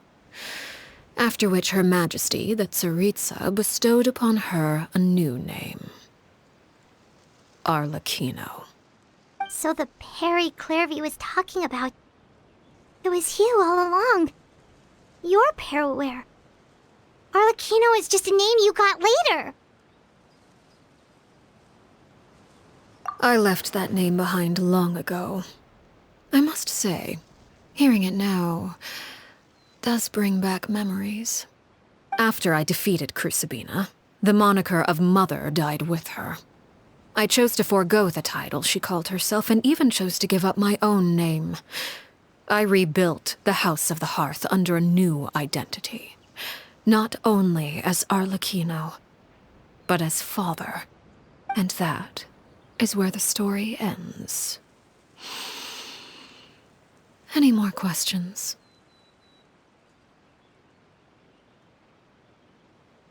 Yeah. Based on what you just told us, Clairvy wasn't a little kid when she was killed. So the Clairvy we met...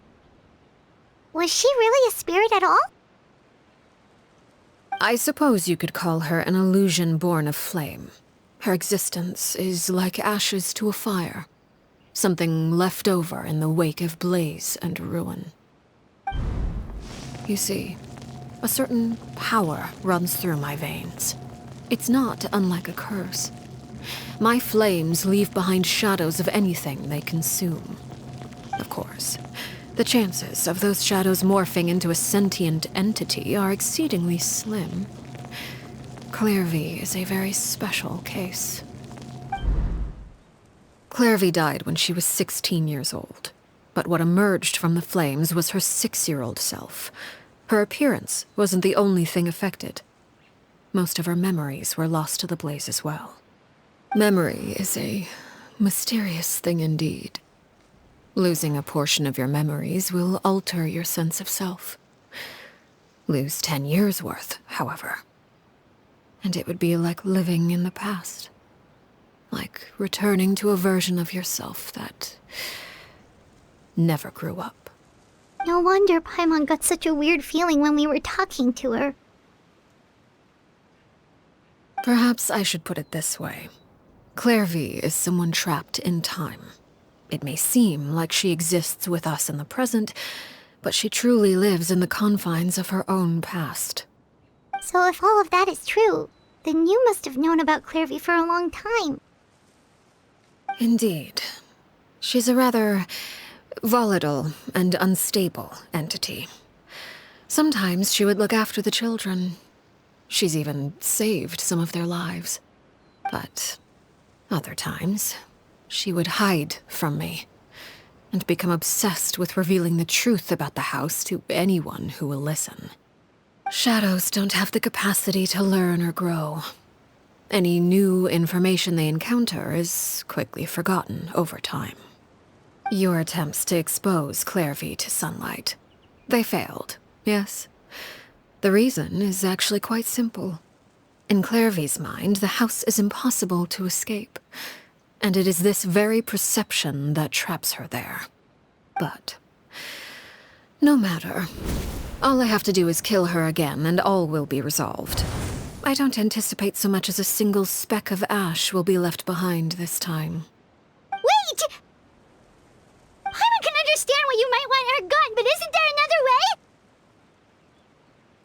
So what if she's trapped in her 6-year-old self? She's still your friend! At least talk to her first! It's too late for that. She broke the rules, and now she must be punished. That goes for Filial and Nantoy as well. She's had quite the effect on them. I hope you understand the difference between Crucibina and myself lies in our formulation of the rules, not our policy for enforcing them. Upholding the rules without question is a trait we both share. Because that is how a household should be run. Is this really what you want to do? Whatever could you mean? Don't you want to say a proper goodbye at least?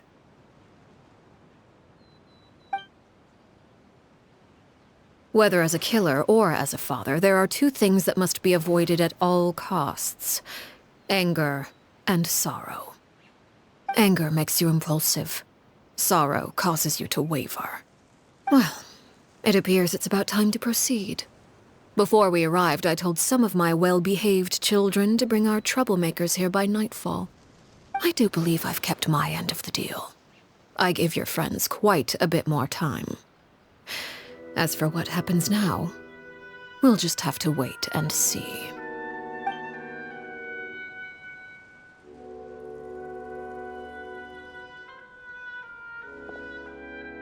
Here they are, Father. You gonna execute him? Seeing something like that would actually be a first for me. Lenny! I'm sorry. I heard about how you helped buy us more time. But I still failed. I couldn't find a way to fulfill her wish. Huh? Are you... Perry? Indeed, it's been a while, Clairvy. Perry! Shh, stay right there. I'm sorry to postpone our reunion, but first I believe certain scores need settling.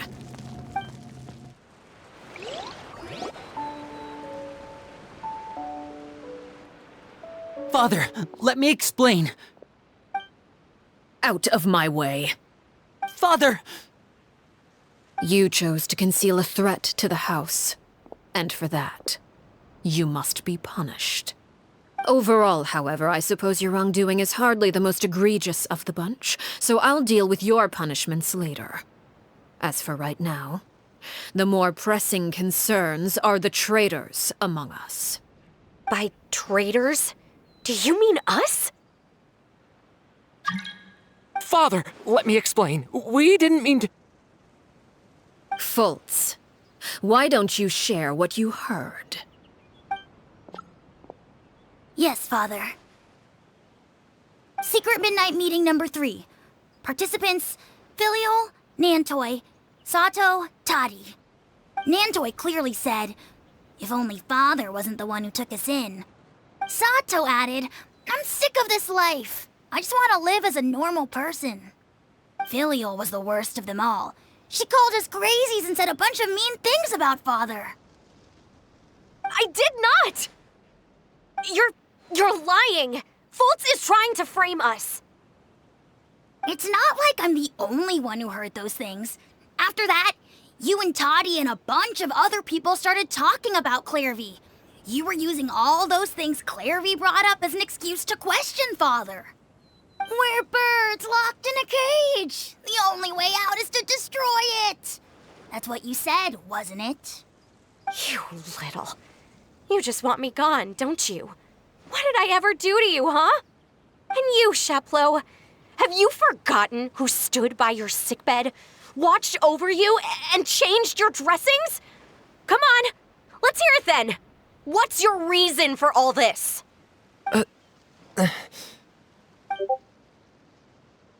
You're wrong, Filial. We don't want you to die. You're our family. Liar. You wouldn't be doing this if that were the case. So why? Why have you backed us into a corner? We all live in the House of the Hearth. You know the type of work we do, Filial. A single betrayal can cost dozens of us our lives. It's not like it's never happened before. That kind of thing is hard to forget. That's why the House of the Hearth cannot tolerate any form of betrayal. Ever since we came to Poisson, you've had 7 secret meetings. A lot of the things you talked about really crossed the line. You've been spying on us for half a month? Wait a second. Now that I think about it, The move to Poisson was just a way to make it easier to spy on us, wasn't it? Because we were all in one place. You've had this planned all along. Filial, Nantoy, I'm sorry. I owe you both my life. I owe Clairvy too. If it weren't for all your help after I got poisoned, I wouldn't be standing here today.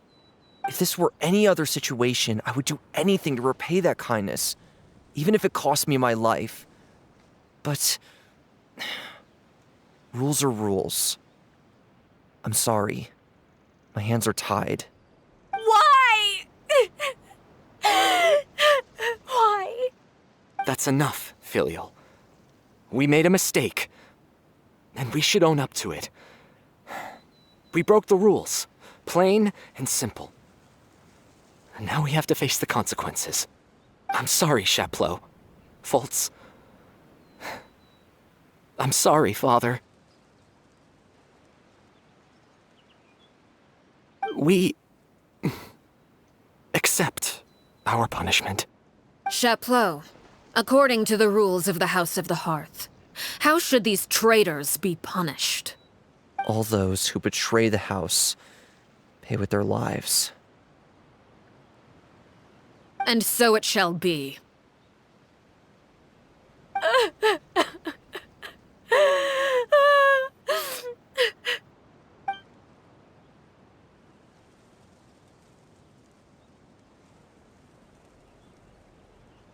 Father, please wait! Something you want to say, Linny? Please reconsider, Father. What Filial and the others did, does it really count as betrayal? We all come from broken families. From the very first day we joined the House of the Hearth, we wanted nothing more than to make it a real home. But the truth is, none of us know what a real home should look like. I'm not saying I have all the answers. All I know is this. Killing Filial and the others may uphold the rules, but doing so will only bring us further away from being a real family than we've ever been. So please, Father, please reconsider. I agree with Linny. Father, please. Linny, you...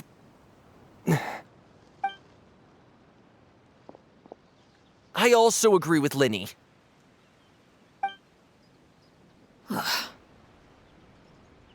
An order once given cannot be rescinded.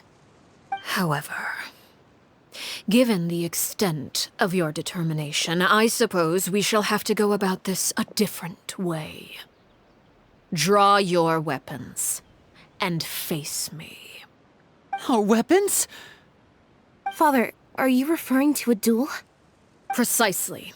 The rules of the House will not be altered. Traitors must be punished. However, resolving disputes with a duel is also one of our rules, one that also applies to me. Demonstrate a sufficient showing of strength, and I shall offer a concession. Wait. Beat Father in a duel? Impossible. Father is way too strong, even for Linny.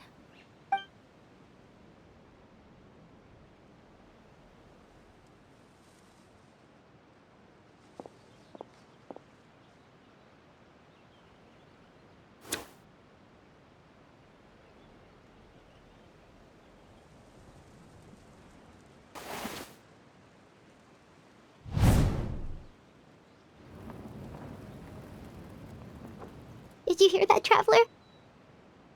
Lenny and the others have to duel the knave. What should we do? Can they really win something like that? If they lose, those people from the house are really gonna be executed. Hey, are you listening?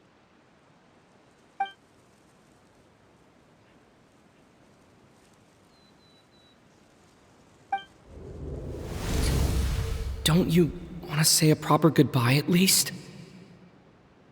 Anger makes you impulsive. Sorrow causes you to waver.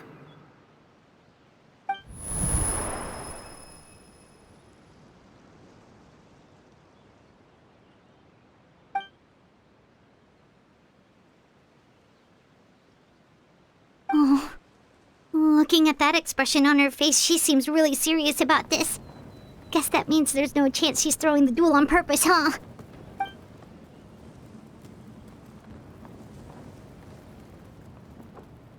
When guests are around, families are often on their best behavior. And any disputes are less likely to escalate. When the time comes, make the choice that you deem most appropriate in the situation, and lend your help to the House of the Hearth. What's wrong, Traveler? Hey, where are you going? Traveler? You're asking to join the duel against the knave? I'll allow it. We do have a ready-made dueling ring at our disposal, after all. All I would advise is this.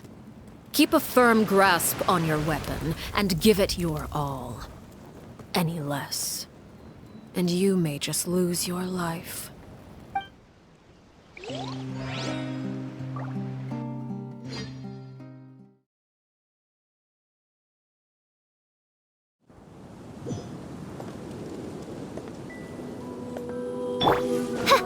By royal Is it my turn now? With these rising flames! Brace yourself! This is gonna hurt!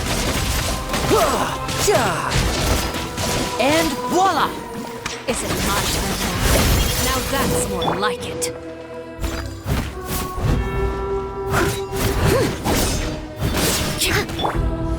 Shadow Raven!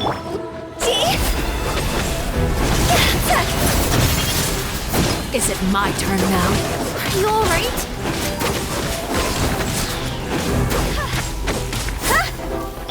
With the fall of darkness, destruction shall rise. Have a taste of purgatory.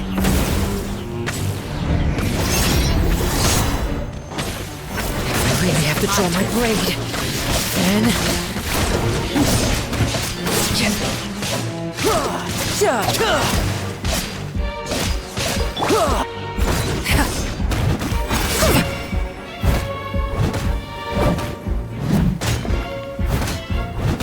Watch out for Father's movements! The countdown has begun.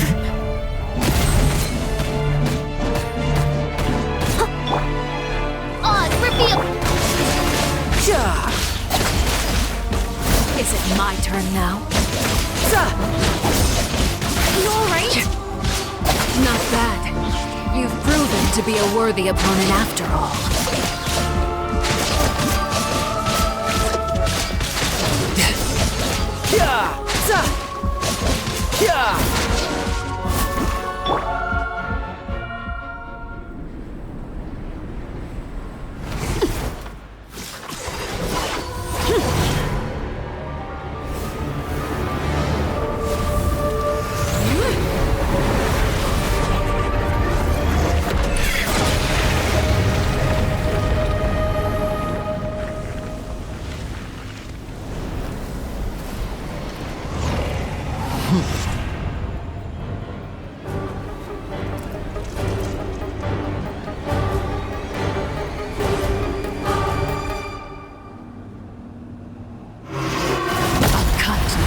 By royal I must leave My no blade is all that remains. Shouldn't let your guard down.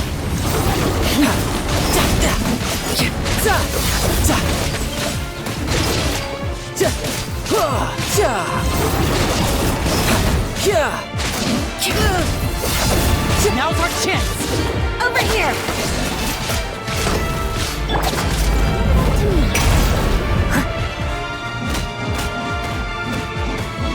Your punishment made manifest. Oz, reveal thyself! Sometimes Watch out for Father's movements! Look out!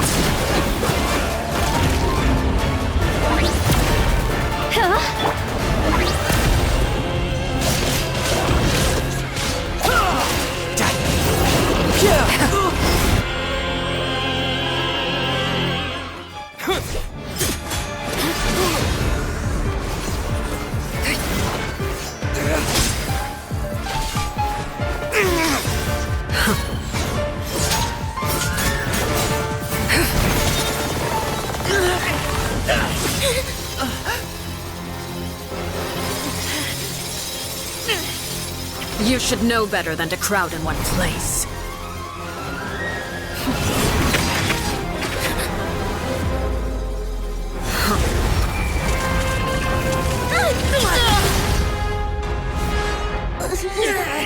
Oh, I know.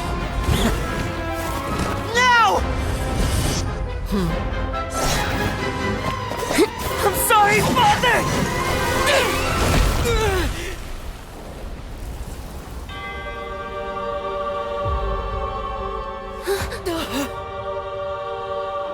Sorry for what? This pitiful excuse for an attack?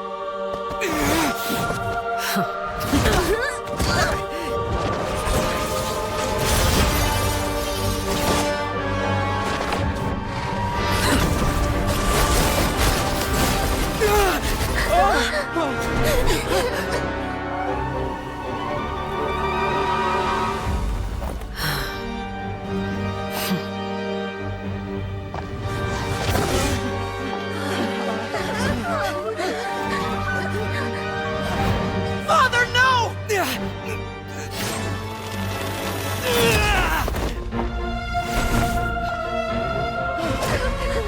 Made it out, did you? You're stronger than I expected.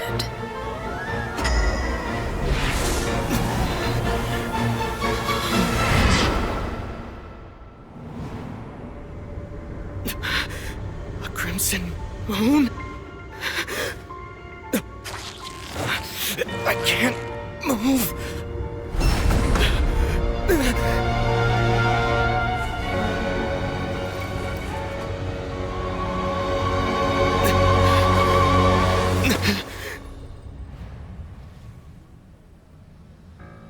Still, not strong enough to beat me.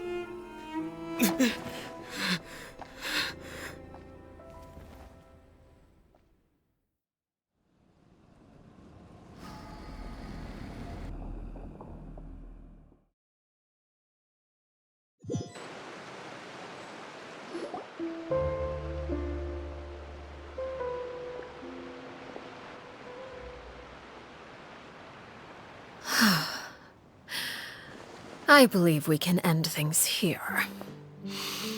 It's not often that we get to enjoy the company of guests, after all. We wouldn't want things to get too out of hand. Brother, are you all right? Lenny.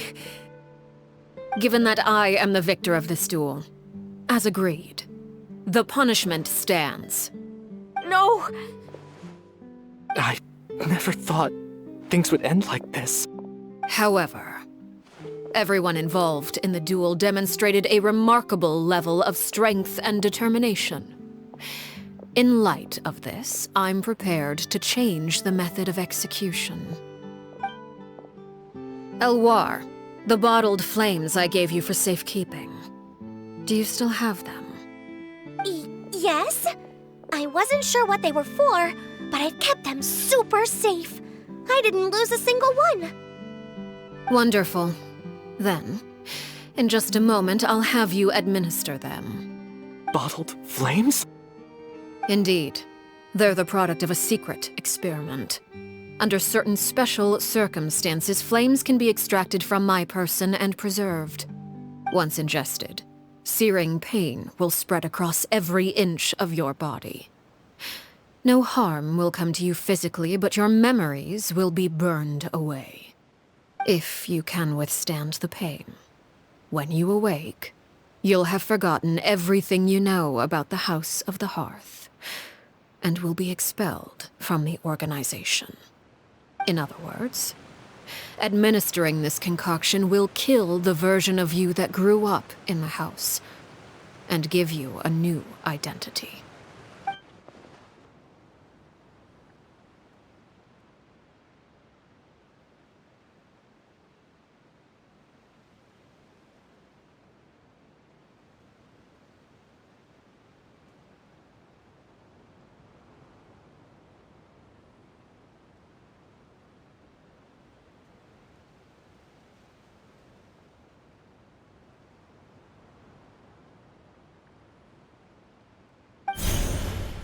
Memory is a Mysterious thing indeed.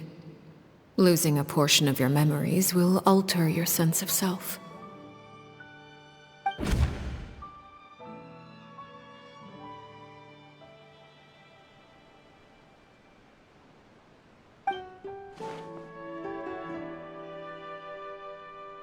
So, you're just letting us go, Father? You misunderstand. Memories are extremely important. Once consumed by flame, the version of you standing before me will die, and our secrets will die with you. So no, I don't intend to just let you go, because the person who survives will be nothing but a stranger. Even so, I won't have to live in fear anymore. I'm sorry, Father. I'm sorry I let you down. But I really... Don't cry, Filial. You haven't left the house yet, so there are still rules to be followed, yes? Remember what I taught you. Anger makes you impulsive, sorrow causes you to waver. Don't let yourself be controlled by your emotions. Of course. I'll remember. Dry your tears, and go pursue the life you really want. Yes, Father. Chaplot, Foltz, Elwar. Take them back to Poisson. And bring Linny and the others as well. I prepared 3 extra vials of bottled flames.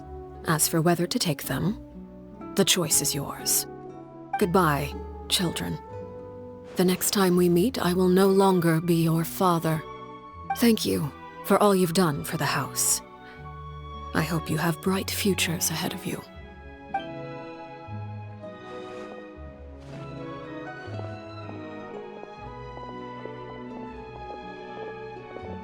Father.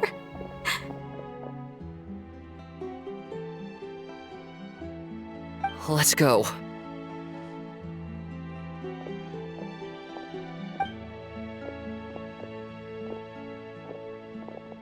Here, grab my arm, Linny. I'll help you walk back. Thank you.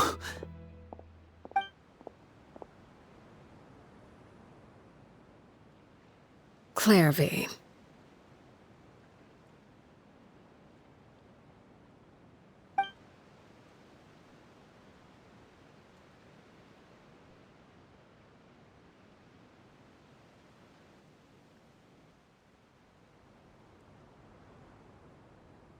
Can we talk now? I've been waiting for a super long time. You really are Perry, aren't you? I haven't seen you in so long. How come you're all grown up? Wait, did I somehow travel to the future on accident? Or am I dreaming? What a long dream. Neither. You died, Clairvy. That's what happened. You could have at least sugarcoated it a little. Look, she's that speechless. Oh. Okay then. Huh? That's it? You accepted it just like that? Yep. If that's what Perry says happened, then I believe her. Perry wouldn't lie to me. Plus, I don't really need to know why I'm like this. I'm more curious about what happens in the future. If you're a harbinger now, Perry, that means Mother is gone, isn't she? Can you tell me about it? I want to know what happened to her. And to me. You never stopped trying to defy fate. At first, no one believed you. You could only vent your frustrations to the moon. In fact, you often sought comfort in the night sky. You wanted to see the aurora, so one night we promised each other we would go to Snezhnaya to see it together. Later on, you tried to run away, but you were brought back each time. Mother spared your life, but it wasn't out of kindness. Instead, she decided to make an example of you by slowly torturing you over time. That way, the other children would know what happens to traitors. Still, you never gave up. Mother hoped that through ruthless duel after ruthless duel, she would be able to crown an ultimate victor among the children she raised. But you called on everyone to unite, to fight to a draw in order to reduce casualties. Your efforts may have only delayed the inevitable, but still. You gave them hope. You tried everything you could think of, but every attempt ended in failure. Still, you never turned your sword on Crucibina, and you never turned it on me. On that gloomy day, you told me, "For the last 16 years of my life, I've done everything I can to fight for freedom. But now, I realize that the only freedom I truly possess is the freedom to choose to die." I never imagined I would say something like that. I must have been feeling really worn down. But somehow, I still think I understand. According to Mother's plan, only one of us was going to make it until the end. And I always hoped that person would be you. If I could do it all over again, I still don't think I would make a different choice. Even when I first met you, I knew you'd be able to do what I couldn't. Is that so? Even now, I'm not sure I truly understand what kind of freedom you were trying to pursue. But as the head of the House of the Hearth and as the children's father, I've tried to give them the most basic of freedoms. The freedom to choose their own fate. It's something I discussed with the Iudex of Fontaine. The children who want to leave the house will have their memories wiped clean of all secrets pertaining to the organization. In return, they will be allowed to live a normal life in Fontaine without being prosecuted for their past. Of course, I won't simply hand freedom to them on a silver platter. They have to fight for it and prove themselves worthy of it. Only freedom that is earned has true value. That's more than enough. That's exactly the kind of life I was fighting for.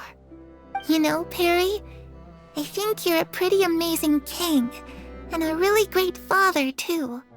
I'm really happy that you're the one who took over the house. I guess I do have one regret, though. I still haven't seen the outside world.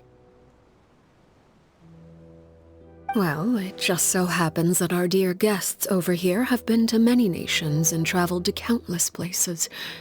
Perhaps they would be willing to tell you what the outside world is like. Really? Of course! We've traveled all over the place. We've got so many stories, we could probably talk your ears off for 3 days straight!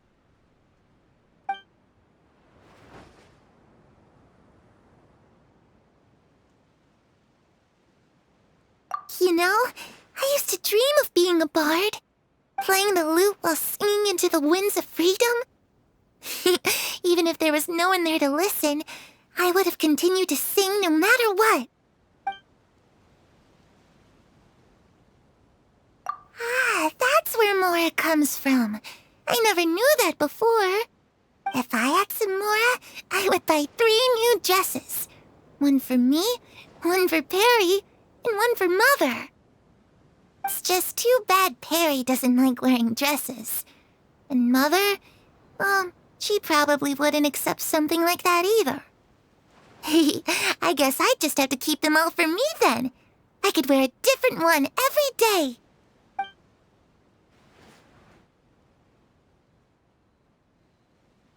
Those yokai you mentioned, what do they look like?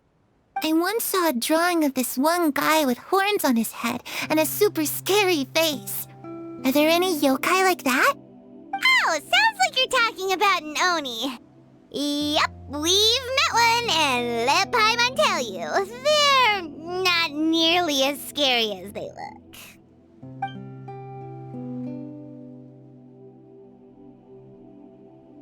I was always too afraid to skip Mother's fighting lessons. But at the academia, I bet you could do all sorts of secret things in class. Things that have nothing to do with studying. I'm just kidding. Being able to study whatever you want without having to fear for your life actually sounds pretty great.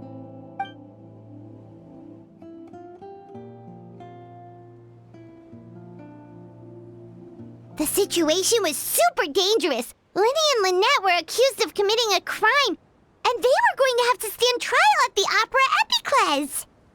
Oh no! That must have been hard for all of you. What happened next? Don't worry, we were able to turn the situation around super quickly, all thanks to Detective Paimon, of course. How'd you do that? Come on, tell me. Okay, so it was like this. After the failed magic show, we rushed to the scene and...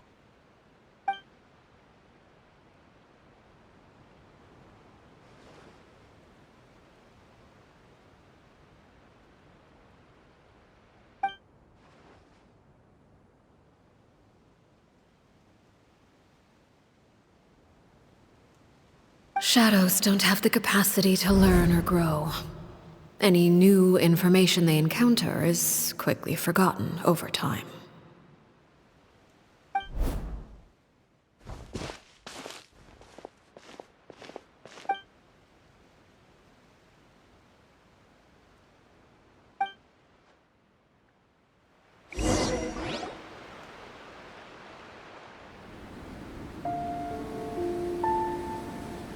Clairvy, you've worked tirelessly from the shadows to overthrow the House of the Hearth. Now, by my authority as the Knave, I shall announce how this matter ends. You are hereby expelled from the House of the Hearth. You are no longer tied to this place, nor are you bound by its rules. You're saying that I can finally leave? I get to experience the outside world as well? Oh, I almost forgot. There's no getting older for me. Still, seeing who you grew up to be makes me really happy, Parallel. Take care of yourself. Goodbye. May we meet again someday.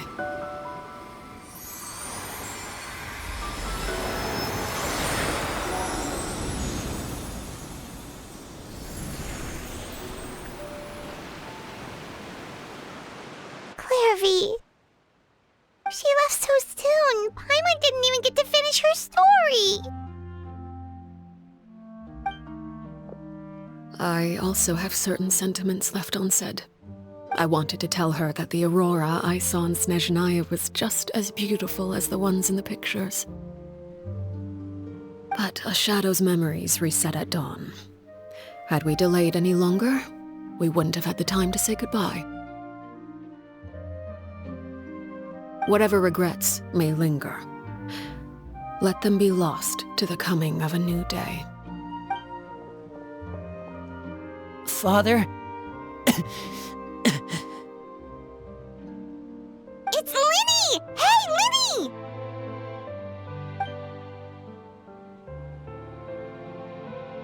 What is he doing back here? Let's go check it out.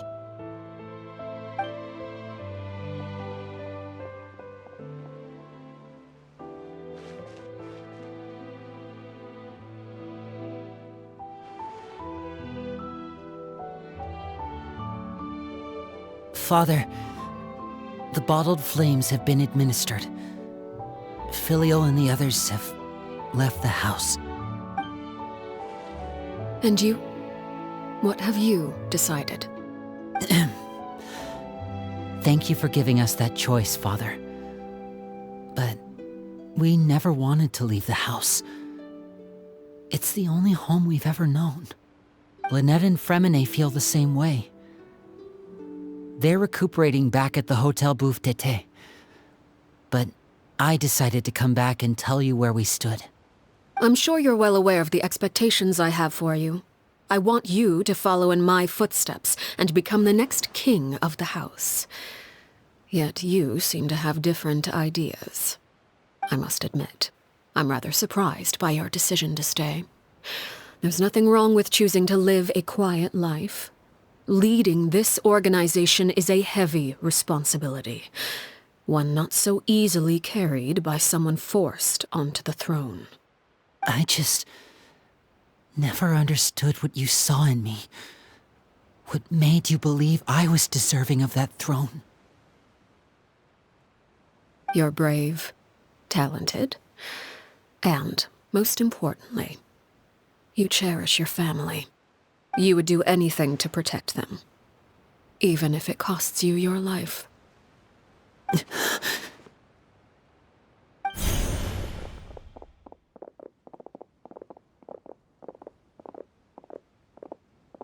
Speaking up back there was so brave of you, Linny. It's all thanks to you that we were able to convince Father to back down. You're a hero, Linny. Hero? Father is the real hero. Had Father gone all out during the duel, there's no way I would have walked away with my life. She must have had it all planned from the beginning, from the very moment she suggested a duel. I'm not deserving of that title. I'm not strong enough or smart enough. You're wrong. In my opinion, all you need to be deserving of the throne is conviction and the necessary strength to act on it. We may have different ideas of what it means to be a family, but you can hardly be said to lack conviction. What you truly lack is strength. For someone of your talent, though, that's something that will come with time. Even without that strength, you still chose to face me in a duel, even though the odds were stacked against you. That capacity to honor your convictions is what I truly see in you. Father. No one knows what the future holds, what tragedy or triumph may be in store. Being at the head of this organization requires the strength of will to face whatever comes. Caution will only hold you back. If reaching a certain standard were required to go after what you want, I would never have succeeded in killing my predecessor. Back then, there was still a considerable gap between our abilities. Strength may decide the ultimate victor, but those who let a lack of strength dictate their decisions or undermine their convictions will never be worthy of the throne. I understand, Father. Thank you. Children must grow up to surpass their parents.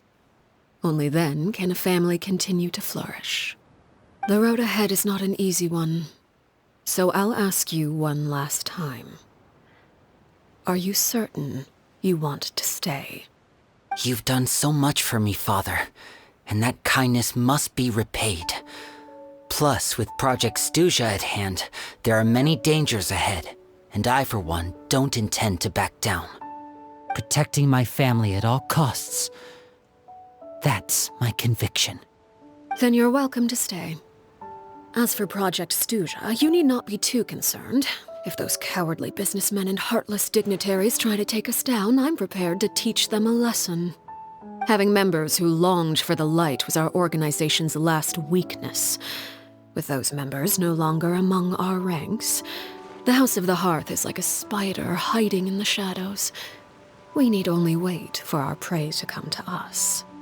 At present, our imperative is to use their plan to our advantage. In doing so, a crimson moon shall rise amid the frigid blizzards of winter. No demonstration of loyalty shall go unrewarded, and no sacrifice shall be in vain. As for the two of you, whether we meet again as friend or foe, I'll remember the camaraderie we shared in this moment. No matter how arduous the journey ahead, I hope we both reach our desired destination.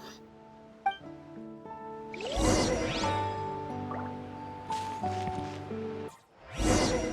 Linny say that Lynette and Fremine were recovering at the Hotel Bouffe d'été? Oh, Paimon wonders how they're doing. Maybe we should go check on them.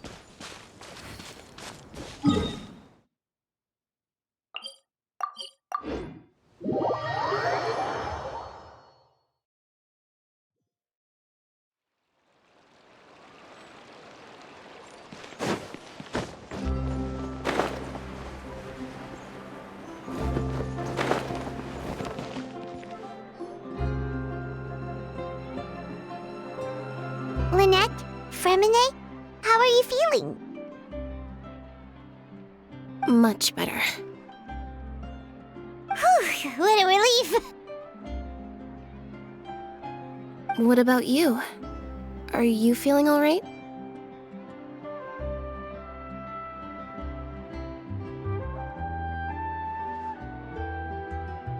I knew you'd come out unscathed. Us, on the other hand, well, we've been bedridden for 2 days. I couldn't even turn over. Oh, and I wanted to ask, is Clairvy gone? Linny and the other members have left Poisson and returned to the House of the Hearth. According to him, there haven't been any more sightings of a spirit roaming the house.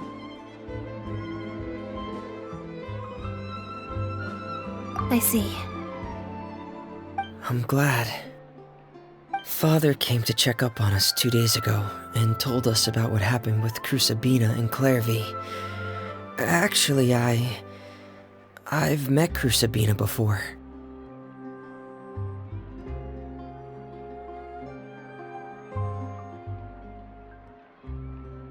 Wait, what? You've met the former knave? Crucibina died a year after Clairvy. It was during the year between their deaths that I joined the House of the Hearth. Crucibina had an extremely cruel and radical way of doing things. While she was alive, the atmosphere in the house was suffocating. When I joined, though, the experiment she valued so much had already come to an end, and all the people involved, dead and injured alike, were gone. Crucibina never talked about the past with us newcomers. A couple of months after I joined, Father killed Crucibina and burned all her files. With that, the names of all the people subjected to her experiments, Clairvy included, were lost to the flames, along with the painful memories they represented. Father took in Linny and me a couple months after that, but she never mentioned anything about Crucibina or Clairvy. It really seems like something she was planning to keep to herself.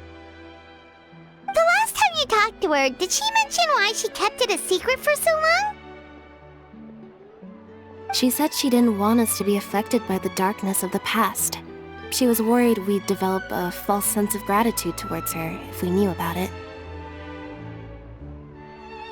The foundation of a family should be free of any corrupting influence. Whatever happened in the past, it has nothing to do with who we are now. And that's what Father told us in the end. But I still thanked her for everything. It was only after hearing about what Crucibina did that I finally realized how insignificant our lives could have been. The members of the house meant nothing to her. To say that she valued them in any way, even just as a tool, would probably be giving her too much credit. If Father hadn't taken over the House of the Hearth, I probably would have already...